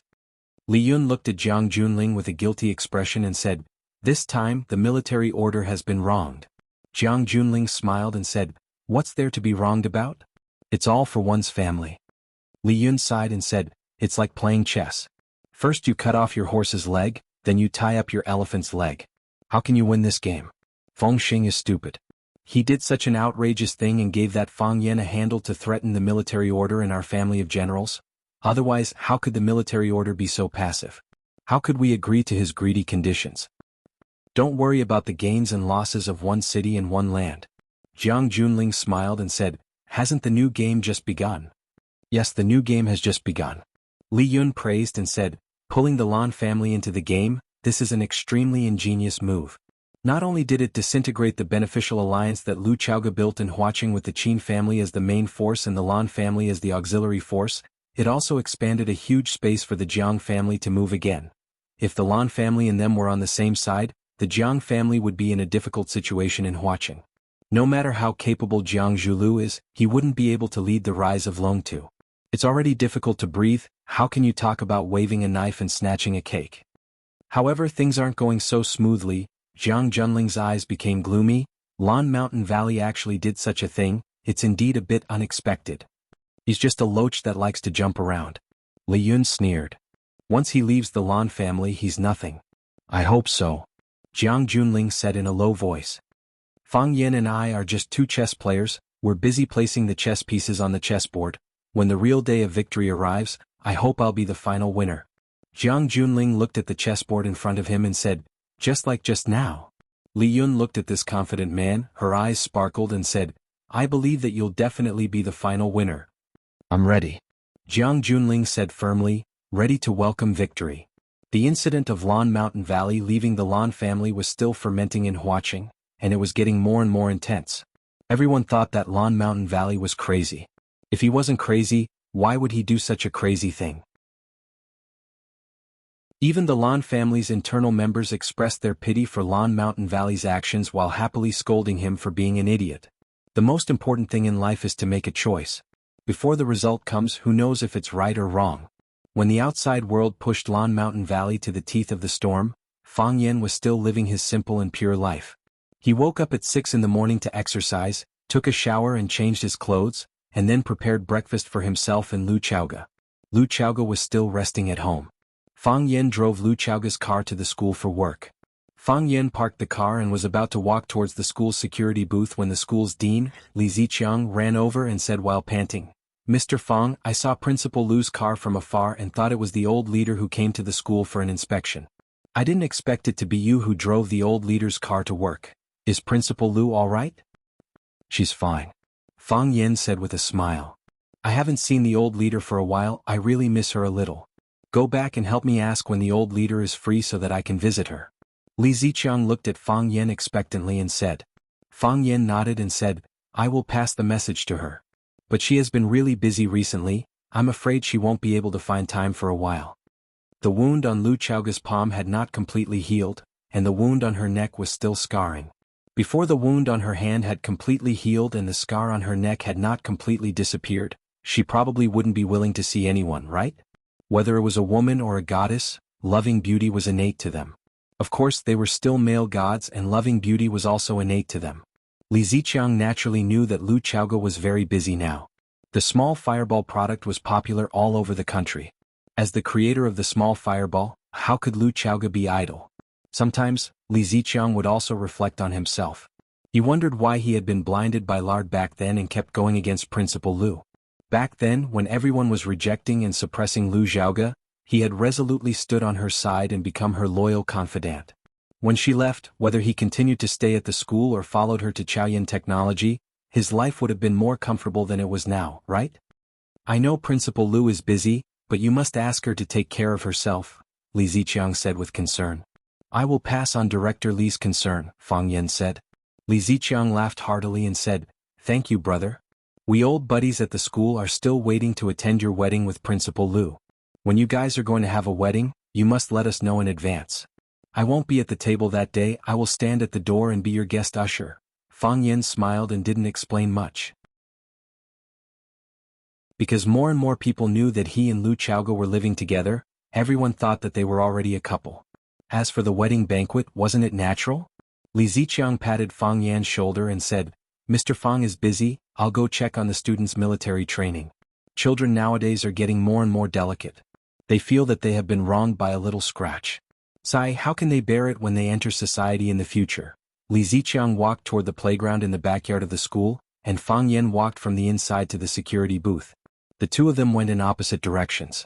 When Fang Yan came to the security booth at the school gate, he saw Baldy and two colleagues gathered around the desk, as if they had discovered a new continent.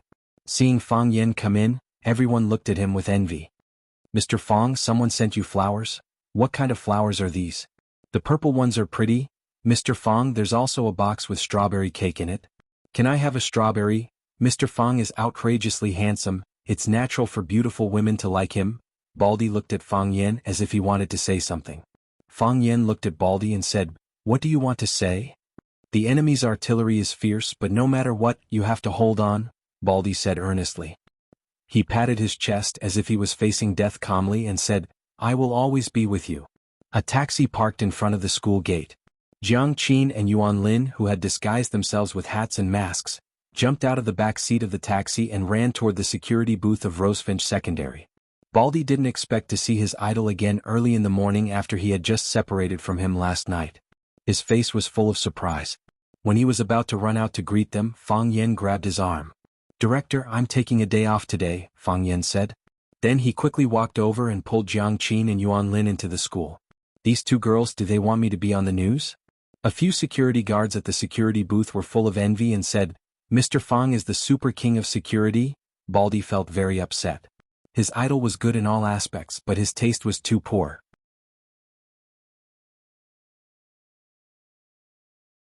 Chapter 498. Jiang Qin and Yuan Lin were very busy every day. The company had booked an afternoon flight for them, and they had to rush to another city in the evening to prepare for a new concert. This was their job and their responsibility. They went to bed too late after eating supper last night. They could have had a good rest at noon. The reason why they overcame the urge to sleep late and came to find Fang Yan early in the morning was that they wanted to spend more time with Mr. Fang. But only for a short while. Fang Yan knew that they were tired, so he didn't take them to walk too far to see any street attractions. He just wanted to find a remote and quiet tea house where they could sit together and drink tea and chat happily. It was an antique tea house called the Thousand Leaves Tea House. The reason why Fang Yan chose this tea house in this long alley at first glance and finally chose this tea house as the place to drink tea was because the name of this tea house made him feel very close. Qianye. These two words represented a martial artist that was revered by others and a lady that was pitied by others. Heaven on earth, how are they doing now? Chiba Tea House, the name is quite interesting. Jiang Qin looked at the small wooden building and said, the decoration is also very romantic. It's a bit Japanese style. Yuan Lin had a more accurate grasp of fashion. She looked at it carefully and said, they mix the classical style of Wuxia and the traditional Japanese tea ceremony culture together, so it doesn't feel out of place. The owner of this tea house is a person with taste. And the owner is a girl, otherwise there wouldn't be such a delicate decoration style. Fang Yan pushed open the wooden door of the tea house, and a beautiful girl in a white traditional Chinese dress greeted him. She asked with a smile, do you want a private room or a private room? Mr. Fang, do we want a private room? Jiang Qin took off the sunglasses on the bridge of his nose and said with a smile, the air outside is fresher.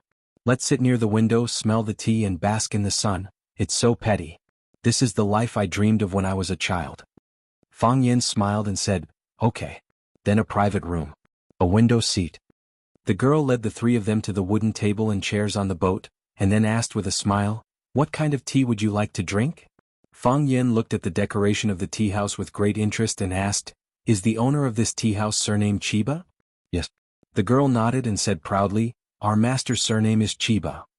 Since his surname is Qianye, he should be good at the way of tea. I wonder if the owner could brew a pot of tea for us? The girl looked embarrassed and said, sir, I'm really sorry. The dojo master was busy and couldn't personally serve tea. I've also learned from the owner for 2 years. Why don't I serve a pot of tea to the 3 distinguished guests? Fang Yan didn't mean to make things difficult for the girl. He nodded and said, all right. Then you can make the tea.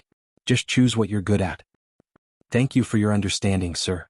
The girl bowed slightly to Fang Yen, then turned around to prepare the tea leaves. Soon the girl came back with a bamboo basket woven from a bamboo raft. Inside the bamboo basket was a white and elegant teapot and teacups, as well as a small plate of pale yellow tea leaves. "Sir, I'll brew a pot of Longjing tea for you." The girl sat in front of the tea table with her upper body straight. Just this sitting posture alone made people's eyes light up. She deftly and nimbly took out the teapot and teacups from the bamboo basket and then quietly waited. There was no electronic iron kettle on the tea table. Seeing Jiang Qin and Yuan Lin looking at her with puzzled eyes, the girl chuckled and said, "Please wait a moment. We don't use an electric kettle to boil water. That will destroy the nutrients and vitality of the water. We'll use charcoal fire to boil the water from the Lotus Temple's well. The tea in the tea house is fished out from a deep well in the Lotus Temple and then transported by carriage. The water from the well is sweet and clear, and it doesn't contain any bleaching powder or other toxic substances. You'll know when you taste it." Jiang Qin and Yuan Lin's eyes lit up. "We found a treasure land," Yuan Lin excitedly said. "This is the first time I've heard that tea needs to be made from a well." Jiang Qin grinned and said, "I want to taste how good your Longjing tea tastes." "Miss Jiang, Miss Yuan, we definitely won't let you down," the girl said with a sweet smile. Jiang Qin and Yuan Lin were shocked. The two looked at each other. Jiang Qin stared at the girl warily and asked, "You know us?" "I do know Miss Jiang and Miss Yuan, but you don't have to worry," the girl explained softly. "The tea ceremony and music complement each other, especially classical music, which is the main component of our tea ceremony. Every staff member in our tea house has to listen to a lot of classical music, and there are musicians who specialize in performing for the guests. The Arasima group is very popular in Wuxia, and your classical and modern music perfectly blends together, making it very easy for the public to accept. Something we have to learn from. Last night, the tea house master led all of us to your Treading on Snow for Plum Blossoms concert. We were fortunate enough to enjoy a feast for the eyes." "I see," Jiang Qin said with a smile. "I didn't expect to find a bosom friend here. May I ask how I should address you, sister?" Yuan Lin took the initiative to ask. "My name is Peony," the girl said. As he spoke, a young man in gray clothes brought over a pot of boiling water with white smoke. Peony immediately filled the pot with water and began to make tea. Her movements were as smooth as flowing water. It seemed that she had indeed spent many years immersed in the art of tea. Fang Yen nodded. "Indeed, a great teacher produces a great student. Sister Peony, you said that your tea house has a musician as well. Could you ask her to perform for us?" Yuan Lin smiled. "Of course," Peony said. She waved her hand and another girl in traditional Chinese clothing walked over. Peony said, "Sister Lily, Miss Yuan wants to listen to a song. Why don't you play for them?" The girl blushed slightly and said, "Then I'll just have to show off in front of an expert. I don't play well. Miss Jiang, Miss Yuan, please teach me." "We're looking forward to it." Jiang Qin and Yuan Lin clapped and cheered the girl on. The girl walked over to the guzheng in the corner and sat down. She calmed herself down, and the sound of the song flowed out like a gentle breeze or the dripping of rain. "When will the Lord return?" Jiang Qin looked at Fang Yen and explained softly. Fang Yen nodded and listened attentively to the girl's performance. When Lily finished playing, the three of them applauded enthusiastically. Lily walked up to Yuan Lin and said with a red face, "Miss Yuan, I wonder if you could give me some pointers? I feel like I didn't play very well at the last part of the song." Yuan Lin nodded and said, "There are some flaws. Longing for the return is a kind of deep expectation, not a kind of despair and sadness. I'll play it once and you can listen carefully to the differences, okay?" "Thank you, Miss Yuan," Lily said excitedly. Yuan Lin walked over to the guzheng and sat down. She looked at where Fang Yen and Jiang Qin were sitting and quickly found the state to play. The fingers of both hands plucked on the strings.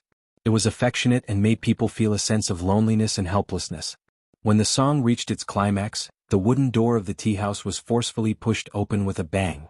A group of men rushed into the tea house and occupied the largest table by the window on the right.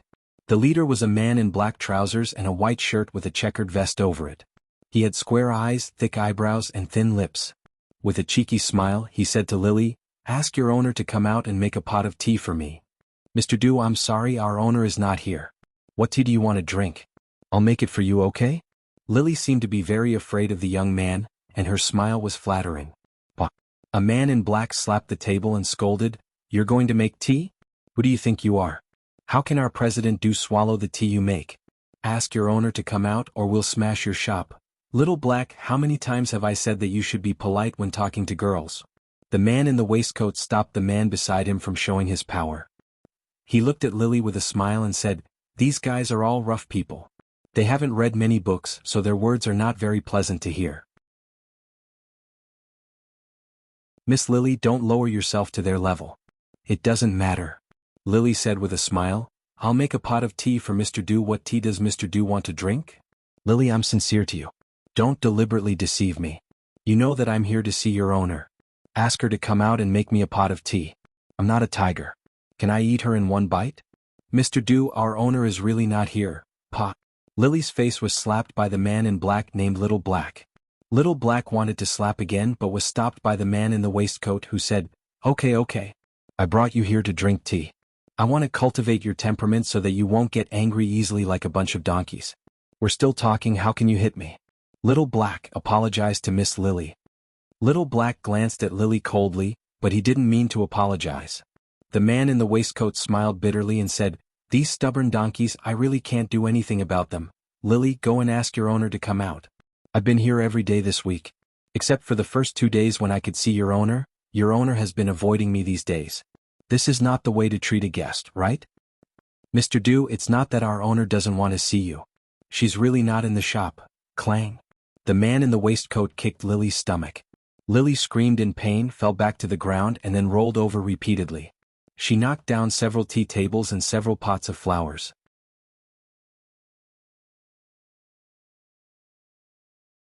Chapter 499. The man in the waistcoat snapped his fingers, and the lackey next to him immediately handed him a thick cigar. Another lackey with sharp eyes and quick hands quickly lit the cigar for him. The man in the waistcoat took a puff of the cigar, and a large amount of smoke came out of his mouth. He stared with contempt at Lily, who was lying on the ground, unable to move, clutching her stomach but not daring to cry out. He sneered and said, "Bitch, I gave you face but you don't want it. I'm talking to you nicely, but you treat me like a fool. If you dare to say that the dojo master isn't here again, do you believe that I won't sew your mouth shut?" Lily's eyes were moist and tears kept flowing, but she didn't dare to refute the man in the waistcoat. She knew what kind of person the man in the waistcoat was, and she also knew that this man could do everything he said. The man in the waistcoat pointed at Lily with his cigar in his hand and said, "I'll tell you one last time, get your master to come out. Otherwise, I'm going to ask you for an IQ insult fee." Xiao Hei kicked out and a tea table beside his feet flew out. Crack. The tea table smashed into the wall and broke into pieces. Even the wall that had been built rustled and fell to the ground. "Xiao Hei, you idiot," the man in the waistcoat scolded with a smile. "I mean, if their dojo master doesn't come out, I'll ask them for an IQ insult fee. Now that the dojo master hasn't decided whether she wants to come out or not, why did you make the first move? Do you want me to come out or do you not want me to come out?" Xiao Hei smiled honestly and stood at the side, no longer smashing anything. Instead he looked around coldly. When he saw Fang Yan and the others sitting not far away, he shouted angrily, "All of you get out of here." Yuan Lin was just comparing skills with Lily, but in the blink of an eye, Lily was beaten to the ground. Her expression was extremely ugly as she scolded, "You hooligans are going too far," the men in black laughed. A thin bald man stared at Yuan Lin lecherously and said, "Miss, you have a sharp eye. We are really hooligans." Hearing the baldy's witty words, the group of black-clothed men laughed even more happily.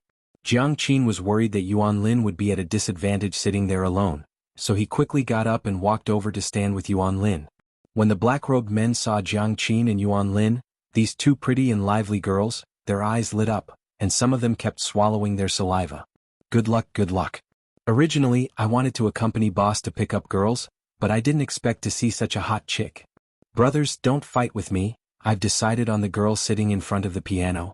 I've always been scolded for not having artistic cells in my life. I want to study with this girl what artistic cells look like. Idiot, that's not a piano, it's a guzheng. Hehe, I want the girl with long hair, I like the oval-shaped face. Shut the F***ck up, the man in the waistcoat shouted in a low voice. The hooligans didn't know what was going on and just looked at their boss in confusion. Could it be that he wanted to hog it all for himself? The boss looked at the two little girls affectionately. This kind of thing could really happen. The man in the waistcoat looked at Jiang Qin and Yuan Lin in confusion, and asked uncertainly, "You too, are you the Arasima group? You don't need to know who we are. What right do you have to hit us?" Yuan Lin said with a face full of anger. Jiang Qin didn't say anything, he just walked over and wanted to help Lily up from the ground. The kick from the man in the waistcoat was too heavy, Jiang Qin couldn't help Lily up even if he used all his strength. Lily's stomach hurt badly when she moved a little. It seemed that her internal organs were seriously injured. "Oh, the little girl's temper is quite big." The man in the waistcoat squinted his eyes and smiled. "I originally wanted to ask about it clearly. If you are the Arasima group, I would more or less give you some face since you are also people of the scene. Since you don't know what's good for you, then don't blame my brothers for being impolite. So what if you are the Arasima group? When we support you, you are high and mighty, but when we step on you, you can only lie on the ground or crawl on the bed like a dog." Without needing the man in the waistcoat to order, the little baldy impatiently rushed in the direction of Yuan Lin. The other men in black were not willing to fall behind, they all followed behind the little baldy and rushed in the direction of Jiang Qin and Yuan Lin. The faster the hands, the slower the hands, they couldn't let their brothers snatch this kind of thing first. "Du Chun, don't touch my guest." A sweet voice shouted aloud. It was like a cool spring, like a mouthful of rose dew. Even if it was said in anger, it made people feel like they had drunk fine wine, the bones of their whole body softened a bit. A tall woman wearing a cheongsam embroidered with cherry blossoms walked down the stairs from the second floor, like a flower goddess who had been banished to the mortal world. Seeing that familiar yet strange face, Fang Yan's mind was a bit absent-minded. It had been 3 years, it was really a long time. It had changed too many people and too many things had happened. Thank God at such a time, on such an occasion, they were able to meet again. Forced by the woman's power or beauty, the gangsters stopped and waited for the next order from their boss. The man in the waistcoat looked at the woman coming down the stairs in amazement. He put out the cigar in his hand in the ashtray, stood up from the chair and said with a gentle smile, "I knew you were here.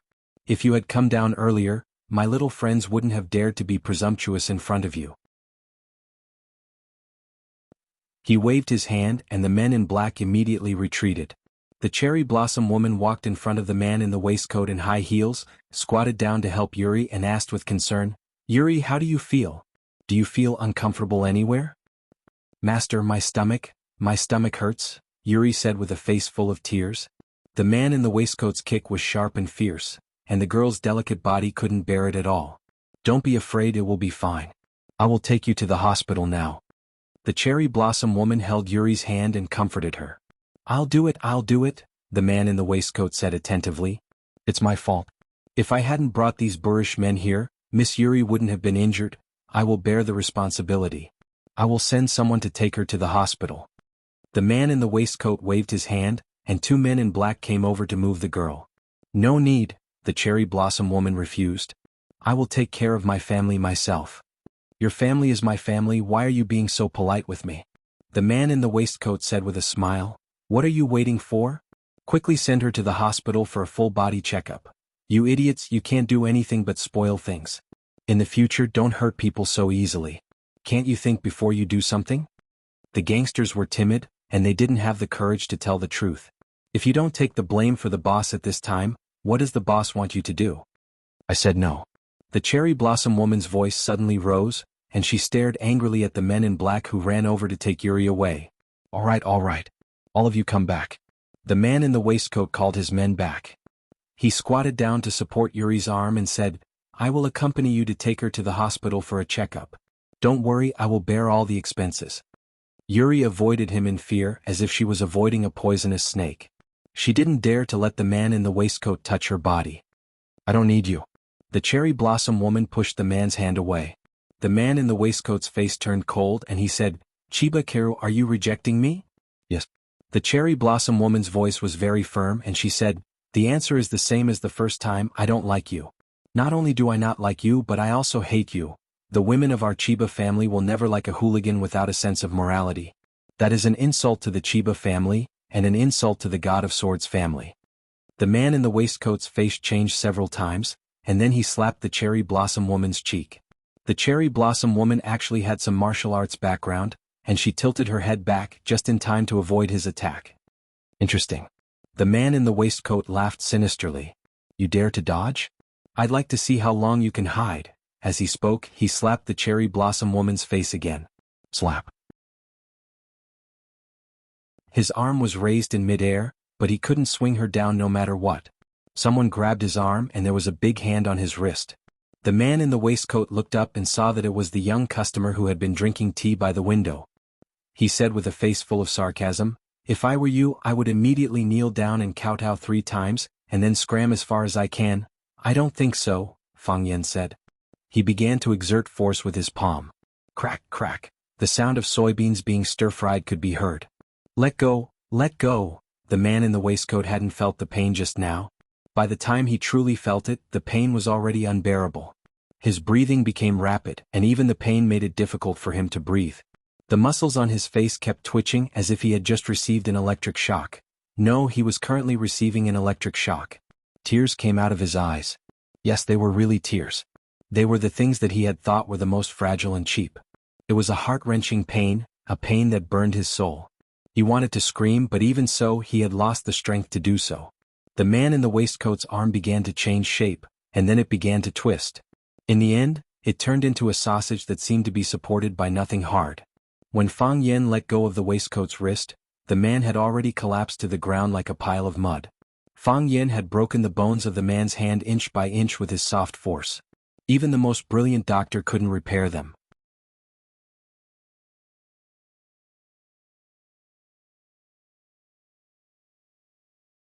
Chapter 500.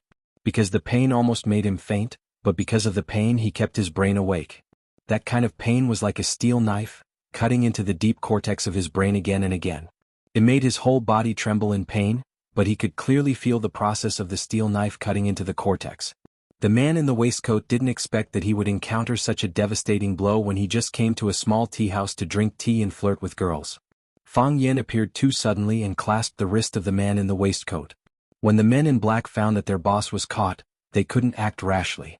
When Fang Yan took the initiative to release the wrist of the man in the waistcoat, Du Chun's number 1 thug Little He, who had long been on guard, immediately rushed toward Fang Yan and stabbed the sharp dagger in his hand toward Fang Yan's chest. This guy was ready to cut Fang Yan's chest open. Little He didn't know any martial arts, nor did he have any magical inner strength mental cultivation method. But he was naughty since childhood and was invincible in the whole street. His skills were honed through hundreds of battles, big and small. They were simple and fierce, without any fancy or superfluous moves. Fighters were most afraid of killing intent. There were 2 ways to cultivate killing intent. One was to be cruel to the enemy, and every move must take the enemy's life. The other was to be cruel to oneself, not afraid of death and only to hurt the enemy. Little He was the kind of person who was cruel to the enemy. Even if it was the first time they met, he still put on a posture of stabbing. It made people feel cold and easily lose the ability to fight. If an ordinary person met an opponent like Little He, the best and most appropriate way was to turn around and run, or squat down with his hands on his head and beg the opponent to be a little gentle. Unfortunately, he met Fang Yan. Fang Yan never used his martial arts to bully others. However, if others wanted to use force to bully him, his counterattack would be particularly cruel and fierce. Fang Yan's body was perfectly straight, standing in place without dodging or evading. His eyes were filled with ridicule as he stared at Xiao He. He had a cold and aloof attitude as if saying, "Come at me, I can send you flying with one slap." Xiao He felt insulted and became even angrier. Originally he had only used 60% of his strength, but now he increased it to 12%. He used all the strength in his body to stab at Fang Yan's chest. He wanted to use this stab to stab a big hole in Fang Yan's internal organs. Quang quang quang, their bodies were extremely close to each other. Little Black stabbed out, but the blade did not enter Fang Yan's body. The blade carried a gust of cold wind as it flew towards Fang Yan. However, the blade stopped a few centimeters away from Fang Yan. Fang Yan held the blade between his 2 fingers as if he was holding a strand of hair between his fingers. Little Black's face was full of fear. He pulled out his saber and wanted to retreat. He felt a sense of danger, the kind of powerlessness that an egg would feel when facing a rock. How could Fang Yan let him go so easily? With a flick of his finger, the dagger appeared in his hand. Before Little Black could turn around and leave, Fang Yan had already stabbed the dagger into his left ribs. Little Black gave a muffled groan, his body retreated and then fell to the ground. Blood seeped out from the gaps between his fingers that were covering the wound. Drop by drop, it was as if it was in a hurry to gather on the bluestone ground. From Little Black's attack to Little Black's fall, all of this happened in a flash. The other black-clothed men saw that Little Black, who was the most capable and the best among them, was taken down in less than a round, and his body was ruthlessly stabbed by someone. Each and every one of them was like a frightened bird, looking at each other, not daring to rush forward. Fang Yan's eyes swept across their faces. They all collectively took a few steps back. You, a man in black stuttered, do you know, who did you offend? You're dead, no one can save you, tell Du Qing to come see me. Fang Yan glanced at them and said expressionlessly, Du Qing? Everyone looked at Fang Yan in horror. Hearing Fang Yan take the initiative to mention Du Qing's name, they were even more shocked than when Fang Yan stabbed Little Black. He knew who Du Qing was, but he still dared to injure his junior? He knew who Du Qing was, but he still dared to stab his little brother? He knew who Du Qing was, but he still dared to say that he wanted Du Qing to come see him. Was he sick? Was Du Qing someone that anyone could see just because they wanted to? Was Du Qing someone that anyone could see just because they wanted to? Scram! Fang Yan shouted coldly. Crash! The men in black were in a panic. Du Chun, whose arm was crushed, was carried away by them. Little Black, whose ribs were stabbed, was carried away by them. In less than a minute, there was not a single hooligan left in the Chiaki tea house. They had all left, except for the pool of blood on the ground and the broken flower pots on the coffee table that proved that they had been here. Fang Yan then looked at the cherry blossom woman who was looking at him in surprise and said with a smile, Chiba Kaori, are you all right? Mr. Fang, the cherry blossom woman called out happily, I didn't expect to see you here. I just happened to pass by and saw the Chiaki tea house's signboard, so I wanted to come in and have a seat. Fang Yan explained, can I help you take a look at your colleague? Okay. Thank you, Mr. Fang, Chiba Kaori said gratefully. Compared to 3 years ago, her Wuxia language had improved by leaps and bounds. With her current performance, she could even become a broadcaster at a TV station. Fang Yan squatted down, held Yuri's wrist and felt her pulse. He said, there's a blockage in her stomach. If she doesn't get rid of it, it will have a great impact on her body. I'll write a prescription. After you get the medicine, she'll be fine after taking it for 3 days. As Fang Yan spoke, he had already walked to the edge of the desk that was specially prepared for the guests in the tea house. He dipped the brush in ink and wrote a prescription on the white rice paper. Then he handed the white paper to Chiba Kaoru and said, simmer the medicine for 2 hours and pour it out. Wrap the hot medicinal dregs with a clean gauze and wipe it on your stomach. This can help to remove blood clots and also has the effect of cleansing the uterus and detoxifying the uterus. When the medicine is cold, drink it. Let her go back and rest for a few days. Don't come out to work for a few days. While Chiba Kaori arranged for someone to get the medicine according to the prescription, she also asked Peony and a waitress named Money to send Yuri back to rest. After dealing with the matters in the tea house, Chiba Kaori looked at Jiang Qin and Yuan Lin and said, Mr. Fang, Miss Jiang, Miss Yuan, if you don't mind, can I make a pot of tea for you to try? Fang Yan said to Jiang Qin and Yuan Lin, Chiba Kaori is from East Asia. She's proficient in the tea ceremony. I'm far inferior to her. Chiba Kaori chuckled and said, you still lost to Qini Tian. Jiang Qin's eyes flashed as he looked at Chiba Kaori and asked, Mr. Fang, is Sister Chiba Kaori also your student? Yes. Chiba Kaori nodded and said, I used to be Mr. Fang's student. It's just that I didn't have enough time to learn much about Mr. Fang's profound knowledge. Yuan Lin giggled and said, Mr. Fang, why do I feel like all your students are beauties? Whether it's Sister Qin or Sister Chiba Kaori, any one of them is on the same level as the prettiest girl in the city. Isn't it unfair to the other teachers that there are so many of them in your class? Maybe it's because I'm more popular, Fang Yan said with a smile. Fang Yan was very happy to meet an old friend in a foreign land. Chiba Kaori was someone that Fang Yan respected and missed. Chiba Kaori was the daughter of his old friend and his former student. With these two feelings, Fang Yan naturally hoped that she could live a happy life. Chiba Kaori was making tea. She used the same tea leaves and the same tea water, but the taste was very different from before. Moreover, Chiba Kaori's tea-making technique was very complicated and beautiful. There is an almost religious piety in performing some of the ancient movements. Yes, Chiba Kaori's religion was the tea ceremony. Jiang Qin and Yuan Lin's faces were filled with admiration. They didn't expect the act of making tea to have so many steps, and the process was so pleasing to the eye. Jiang Qin was suddenly inspired and he said happily, Sister Chiba, I want to write a song about the tea ceremony. If I need your help, don't say no. Of course not. Chiba Kaori smiled gently. Promoting the tea ceremony has been my lifelong wish. Fang Yen looked at Chiba Kaori and said, "Are you promoting the tea ceremony of Wuxia or Japan?" "I'm promoting the tea ceremony of Wuxia in Japan," Chiba Kaori said. Fang Yen was stunned and he said with a smile, "I was too stubborn. My father was also a stubborn person. That's why he made that choice." Chiba Kaori's eyes were a little gloomy. Clearly, she still hadn't gotten over her father's death. "You men have a longer and narrower heart. I'm a woman. I just like the tea ceremony regardless of whether it's Wuxia or Japan. That's all.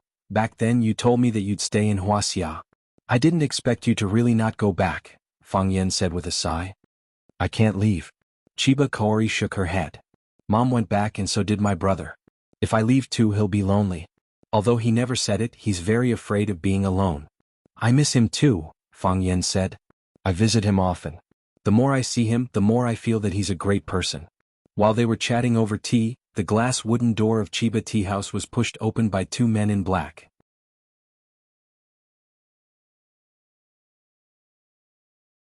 Chapter 501. The two men in black pushed open the glass wooden door, one on the left and one on the right, and then stood on both sides of the wooden door. A man in a dark blue suit with a scarf around his neck walked in, followed by a tall and beautiful woman.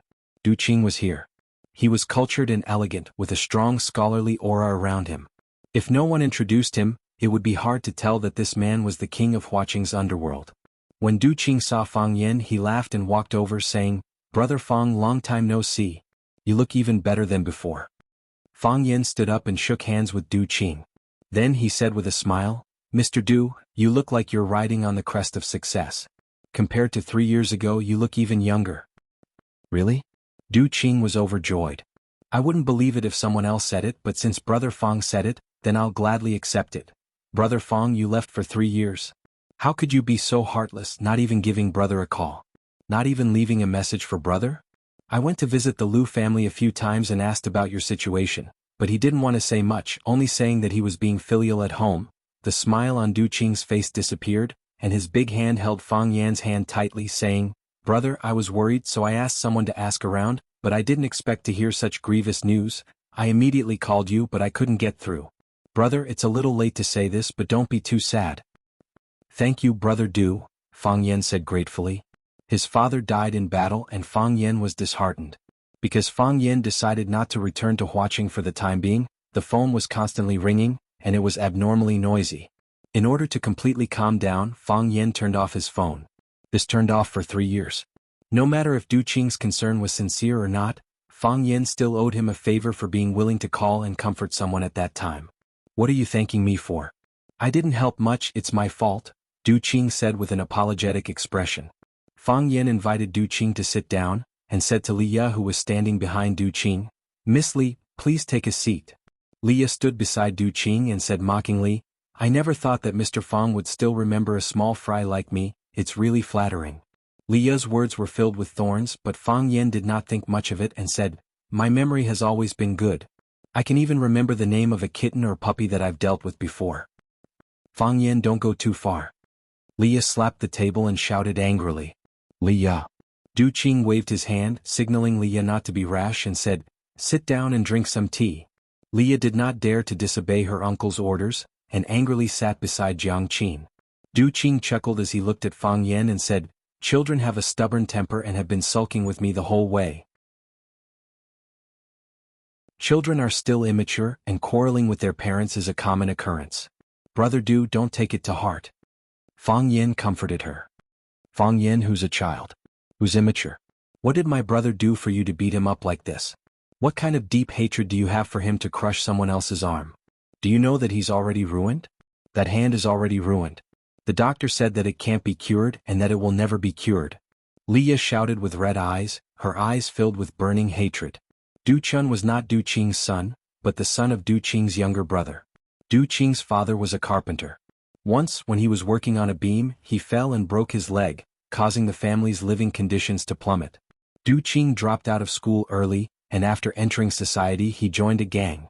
Later on, he was supported by the gang leader, and quickly completed his primitive accumulation. Only then did he have his current status and wealth. However, Du Qing's younger brother, Du Hong, inherited his father's business and became a carpenter. He stayed in his hometown to build houses and make furniture. Du Hong did not have any education either, and he enjoyed his job as a carpenter very much. He stayed in his hometown to take care of his parents and was unwilling to come out, so Du Qing brought his younger brother's youngest son, Du Chun, out. Du Chun was Du Qing's nephew and he owned a few bars. With Du Qing's care he lived a happy and comfortable life. Du Chun knew that his uncle liked Li Ya, so he tried to get close to Li Ya. The two of them had a good relationship. Du Chun had a hotel by the river nearby. One time, when he came over for tea with his friends, he saw Chiba Kaori performing the tea ceremony for the guests. He was shocked and chased after her repeatedly. Chiba Kaori rejected him twice, but Du Chun did not give up and continued to come to the tea house every day. After not seeing Chiba Kaori for a few days, Du Chun's gentlemanly and gentle appearance disappeared. He became more and more impatient, and he became harsher and harsher to the staff of the tea house. This time he brought enough people, preparing to smash the tea house if Chiba Kaori tried to avoid him again. However, he did not expect to bump into Fang Yen Jiangqin and the others who had come to drink tea. Du Chun was acting cool to his heart's content, and someone could not stand it anymore. Fang Yen struck out with lightning speed and instantly exterminated him. They were the same kind of people, why rush to torture each other? Li Ya and Du Chun had an extremely good relationship, and the news of Du Chun being injured and hospitalized quickly reached Du Qing and Li Ya's ears. Li Ya wanted to rush to the hospital to visit Du Chun, but Du Qing said that he wanted to visit Fang Yen directly at the tea house. The two of them had different opinions. Li Ya said that Du Qing did not care about Du Chun's life and death, and did not give Du Qing a good look along the way. Du Qing was a generous elder, so he naturally would not lower himself to Li Ya's level. However, on the way they received a call from the hospital, saying that they had already examined Du Chun's body. The bones in Du Chun's right arm were shattered, and he was completely crippled. There was no possibility of recovery. When Li Ya heard the bad news, she cried on the spot. When she saw Fang Yen, her attitude was naturally bad and she wanted to rush up and tear off a piece of his flesh. He didn't do anything. Fang Yen said indifferently. Nothing? You didn't do anything yet you beat him up like this? Just crushing other people's bones? Li Ya stared at Fang Yen in disbelief and said, Are you a pervert? He only brought people over to smash someone else's shop and injure the staff of the tea house. Actually, it's not a heinous crime. Fang Yen pointed at Jiang Qin and Yuan Lin and said, Oh, he even ordered the group of little bastards he brought to molest the two of them. If they were to molest Miss Li, how would Miss Li deal with them? Li Ya choked. Oh right, we can also make some deductions and hypotheses. He has always wanted to pursue one of my students, the owner of this tea house, Miss Chiba Kaoru. Because Miss Chiba Kaoru rejected his feelings, he became more and more violent. Just now he wanted to slap her in front of us. If Miss Chiba Kaoru rejected him more thoroughly or made him completely give up, what else would he do? Fang Yen looked at Du Qing and asked, Brother Du, guess what else would he do? One arm is not unjust, Du Qing said in a deep voice. He raised the teacup in front of him and said, If I were there, I would at least want both of his arms. Thank you, Brother Fang, for saving me some face. Uncle, Li Ya, Fang Yen is not wrong in this matter, Du Qing said with a serious expression. Others might not know, but don't you know? How did I educate them? How did I ask them to? People who bully people should have their heads chopped off in ancient times? Li Ya was unconvinced, but she could only suppress this anger in her heart. Who asked Uncle Du Qing to stand on his side and speak up for him? Du Qing looked at Chiba Kaoru and said, This junior was rude and caused Miss Yi to feel wronged. How about this? Get someone to make a list and I will compensate for all the losses of the tea house. We will also bear the medical expenses and mental damage of the injured staff members. By the way, Miss Yi can rest assured that no one will come looking for trouble in the future. Du Qing took out a name card from his pocket and placed it in front of Chiba Kaoru and said, If any blind thieves or scoundrels come looking for trouble, Miss Yi can call this number. My friends in Huaqing will more or less give me some face. Thank you, Mr. Du, for taking care of me. Chiba Kaoru is very grateful. Chiba Kaoru held the name card with both hands and respectfully bowed to Du Qing to thank him. Although Chiba Kaoru had lived in Wuxia for many years, she still retained some traditional Japanese habits. Du Qing waved his hand and said, I am ashamed. Fang Yen and I call each other brother and his students are also my juniors. I should have taken care of you, but I didn't expect you to be hurt like this. This is my fault and I am only making up for some of the losses. I hope you can understand. When the tea house was done with the work, Du Qing looked at Fang Yen and said, "Brother Fang, can we have a private talk?" "No problem." Fang Yen nodded. He turned to look at Chiba Keru who was beside him and asked, "Is there a quiet place here?" Chiba Keru stood up and said, "There is a private room upstairs, I will take you there." "There is no need. We can go there by ourselves," Fang Yen said and waved his hand. "Don't worry, we won't get lost." Chiba Keru covered her mouth and laughed and said, "Mr. Fang is still so humorous." Fang Yen made an inviting gesture and entered the private room on the second floor of the Thousand Leaves tea house with Du Qing. Leah looked at Jiang Qin and Yuan Lin, then looked at Chiba Keru who was making tea gently and asked, "Are you all his students?" "Yes," the three girls answered at the same time. "Pervert." Leah sneered. What kind of teacher would bring the prettiest girl in the class out for tea? Wasn't the answer simple and clear? "You are the pervert," Jiang Qin retorted. "That's right. One look and I can tell you are not a good person. Mr. Fang is a very good man, don't belittle him like this." Leah felt that she had no chance of winning against the three of them.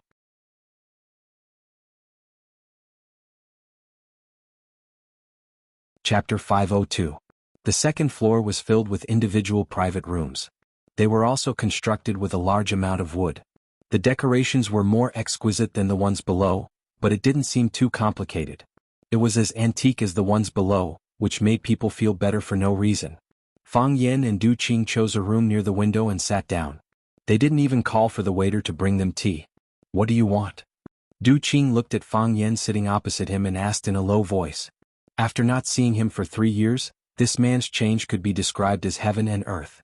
A year ago, Fang Yen was smart, sharp, had a bright smile and a joking attitude.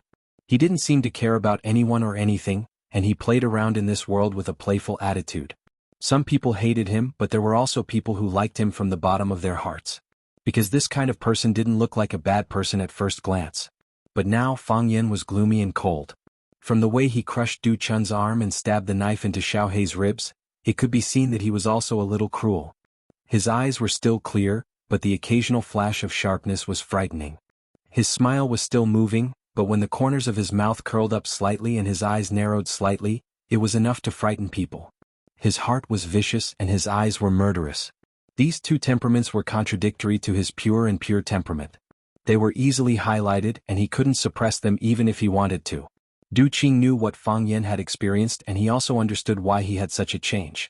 The hatred of killing one's father was absolutely irreconcilable. If someone treated his parents like this, Du Qing guaranteed that he would do it 10 times or 100 times more extreme than Fang Yen. But this kind of change happened to someone else. It was still a little hard to get used to. The current Fang Yen made people afraid and it was hard for people to get close to him like they used to. Emotions were the most hurtful. This saying was indeed true. "I want what my eyes can see," Fang Yen said. Du Qing was stunned. What could his eyes see? Is this statement in a broad sense or a narrow sense? Was it a statement of fact or a clever analogy? Was it his current field of vision or the whole of watching? Or an even more distant and vast territory? Du Qing was very frustrated. If he had known this would happen, he would have worked hard to learn Chinese. Otherwise, he would have understood what Fang Yen was talking about. He really didn't like dealing with language teachers. Whether it was in the past or now. At the very least, Du Qing knew that he was looking at him. It was his ability, his intelligence, everything he controlled and possessed. Including warm friendship or unwavering loyalty. Du Qing remained silent for a long time. Fang Yen was not in a hurry. He sat in front of the window and watched the people coming and going on the street below. Everyone had a different expression on their faces, and everyone's eyes were filled with worries. He was not the only one who was tired. Everyone's life was not easy. When Fang Yen was deep in thought, Du Qing suddenly asked, "What can you give me?" Fang Yan's crossed fingers loosened a little. Du Qing saw this scene and thought to himself, he's still a young man after all. He didn't know why, but seeing this scene made Du Qing feel a lot more comfortable, and the wariness in his heart also decreased a lot. An invulnerable person was the scariest. Everyone should have their own weakness. Only those with weaknesses were worthy of being close to. It was just that most people didn't understand this. "I'll give you more glory," Fang Yen said with a smile. "What you urgently need now and what you can't imagine." Fang Yen and Du Qing didn't let everyone wait for too long. In less than 10 minutes, the two of them came out one after another. Both of them had warm smiles on their faces, indicating that they were chatting happily upstairs. Du Qing and Fang Yen shook hands again and sincerely invited, "Brother Fang, I've specially left some cakes and some good tea.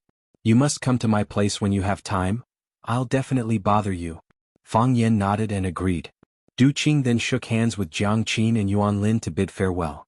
As he held Yuan Lin's hand, he said, "Your uncle and I are considered old friends. Please send my regards to him when you have the chance. He's elusive and it's not easy to find him for a cup of tea." "I will." Yuan Lin nodded and agreed with a sweet smile. Du Qing shook hands with Chiba Kaori and said, "Miss Yi, I'm really sorry. Your father is a martial artist that I respect very much. I won't let his most beloved daughter experience something like this again.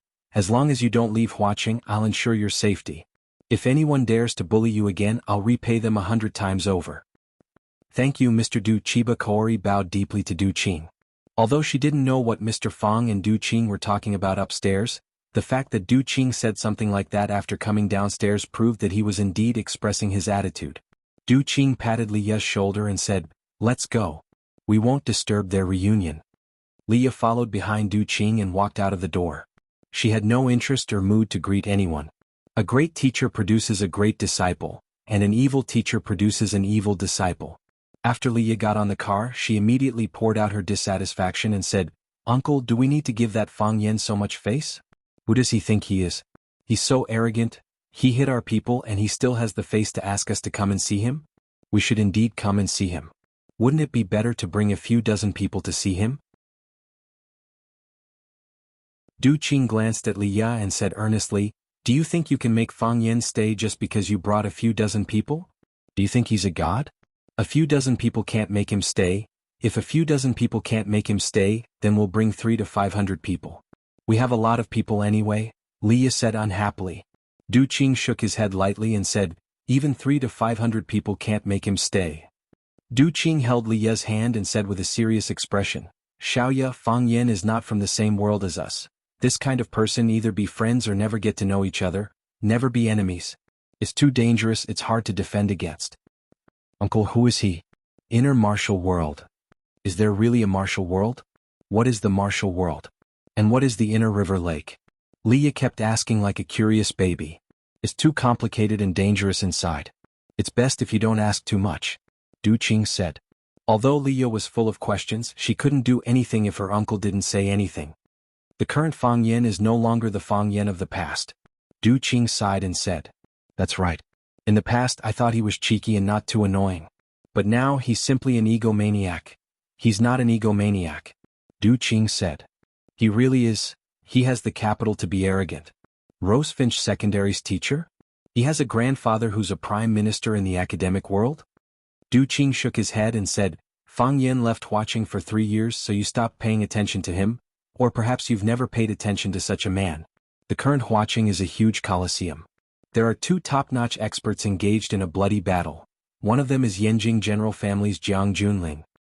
"Jiang Junling from Jiang Junling?" Li Ya was shocked. "The other person is Fang Yen," Du Qing said. "Fang Yen? What gives him the right?" Li Ya asked in disbelief. It was not only Li Ya, this kind of news would be shocking to anyone. One was a school teacher, and the other was the future heir to Yanjing's richest family. Their status, wealth, resources, and connections were all unequal. It was like a battle between an ant and a giant elephant. How could an ant make a giant elephant tumble? Because he's Fang Yen of the inner society, because he's the major shareholder of Chaoyan Technology, because he owns 30% of Longtu Group's shares, because the 4 prodigies of Huaqing are under his tail, because Lanshan Valley was forced out of the family because of him. It's unknown whether Qiang Long Tan is dead or alive, but he might have died in his hands. Because of him, Jiang Fengxing was abandoned by his family and became a wandering soul in the sea. Longtu Group was torn apart, and Jiang Junling was forced to bow down to him by the power he created, and was bitten by him. "This is Fang Yen, the young man you met just now. Tell me what gives him the right?" Li Ya was deeply shocked, her eyes widened and her mouth slightly opened. After being stunned for a long time, she cursed without a care for her image and said, "F***CK, is this guy a pervert? He's so skilled, has such a powerful background, and his wealth is dozens of times more than ours. He didn't want to be a successful person in society but went to be a school teacher. Is he crazy? Crazy." Du Qing smiled bitterly and said, "Silly child, I don't know if he's a pervert or crazy, but if we want to be enemies with him then we're all perverts and crazy. Du Chun, this idiot, Leah scolded angrily. Of all people he could have provoked, why did he have to provoke Fang Yan? This time he kicked an iron plate and one of his arms is gone. Can it really not be fixed? If it really can't be fixed, we can send it abroad to have a look. Du Qing's eyes became fierce like an enraged old leopard, his voice cold and murderous as he said, I originally thought that since this matter has nothing to do with us, we'll be impartial and not offend anyone, but there are people who want to use us as a good card. They borrowed my hand, Du Qing, are they not afraid that I'll cut off the arm they stretched out?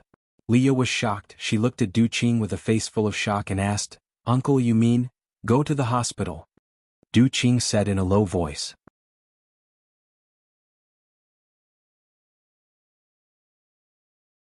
Chapter 503. Qinghong Hospital was one of Du Qing's businesses. When Du Qing and Leah rushed to Qinghong Hospital, Du Chun's body had already been examined and he was preparing to make the next step. When Li Dawei, the dean of Qinghong Hospital, heard that Boss Du had arrived, he quickly brought the experts to welcome him. Du Qing shook hands with Dean Li Dawei and asked, What's the result? There's no danger to his life, but the condition of his arm is not optimistic. Li Dawei's expression was serious, as if he was as sad as all of you. He said, I don't know what kind of attack he suffered, but the bones in his right arm have already been shattered. I asked young Master Du and he said that he was only grabbed by the wrist. If it was only grabbed by the wrist, it would not have been possible to bring about such a degree of injury. To Li Dawei, the situation he encountered was against science.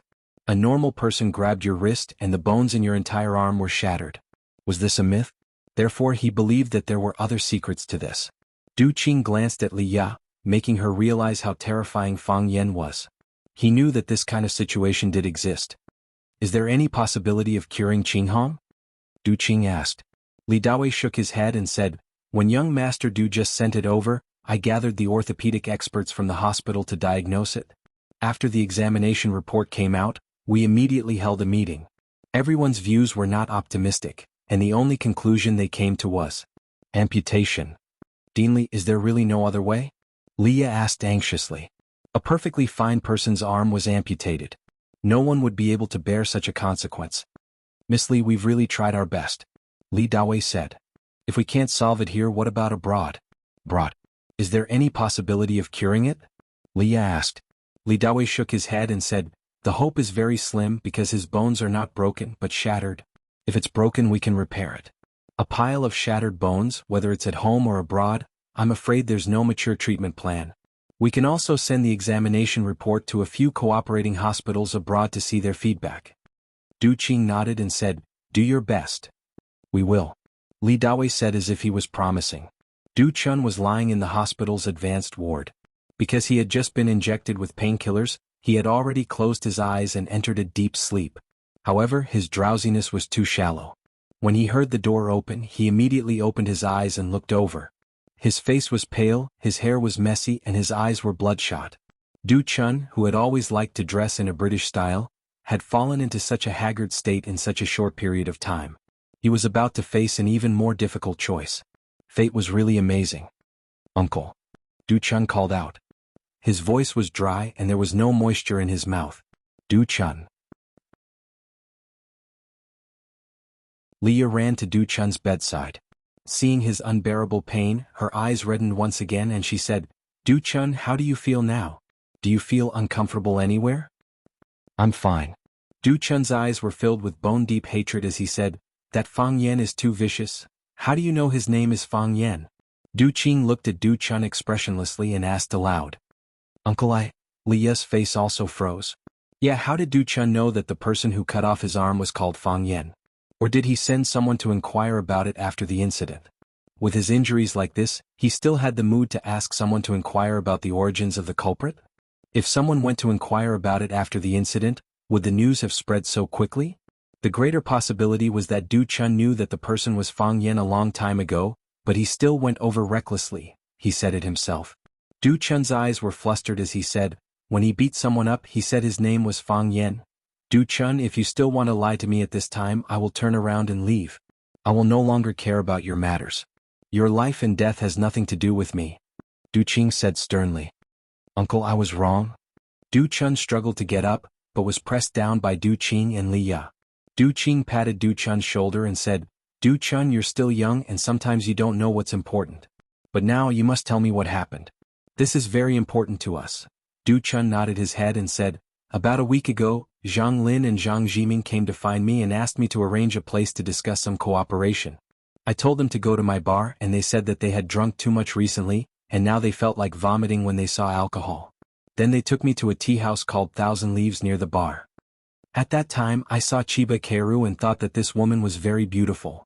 So they encouraged you to pursue her, didn't they? Du Qing asked.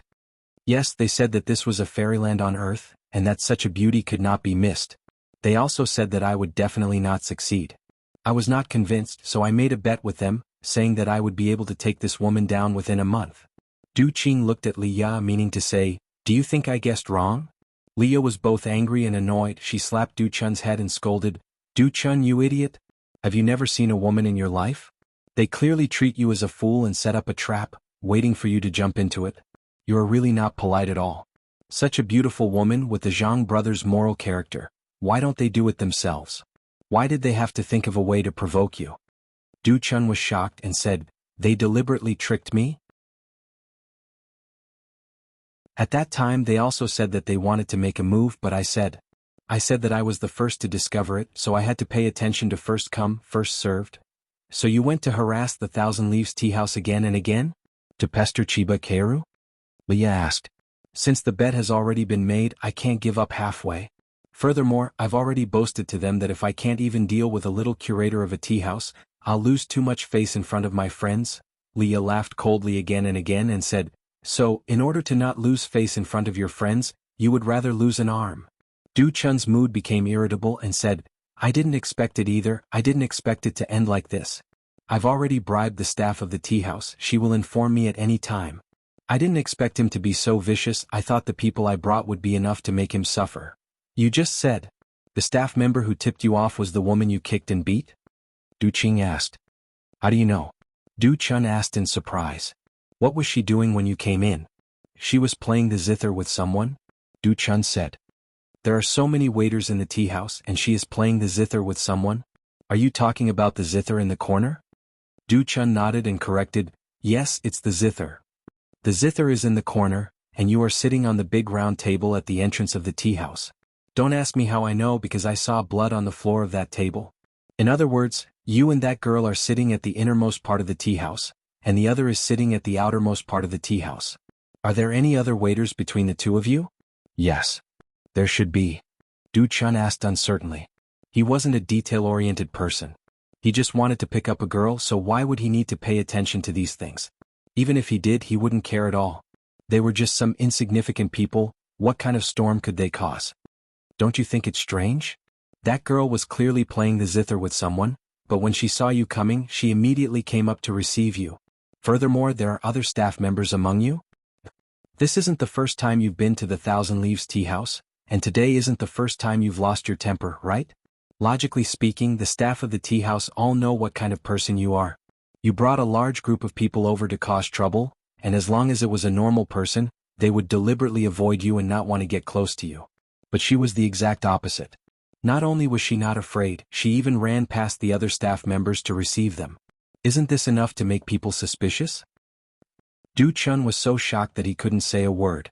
Being with his uncle constantly reminded him that he was actually a 100% idiot.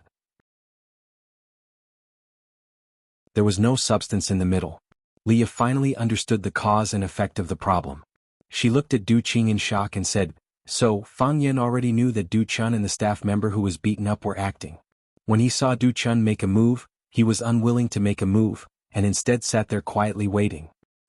With his ability, if he was willing to make a move, how could Du Chun have the chance to hurt him? Du Qing said. Is he really that smart? Little Ya, Fang Yan is definitely the smartest person I've ever met. He's also the most vicious person. I'll remind you again, don't be careless. Du Qing's expression was more serious than ever. Do you think that Fang Yan crushed Du Chun's hand because he had already beaten up a staff member who he already knew was in cahoots with Du Chun? Do you think he made such a big commotion just to vent his anger for his student? He is warning Du Chun, warning me, warning us that there might be a mastermind behind us. I haven't seen him for 3 years, he doesn't know what happened, and he doesn't know if my choice and our power are still neutral. He's worried that I've already been roped in by someone, so he purposely let Du Chun do this, so he got someone to call me and ask me to meet him at the tea house. These words caused Leah to sweat profusely. She did not expect that there would be so much inside information hidden within. Compared to these people, Leah felt that her IQ was not enough.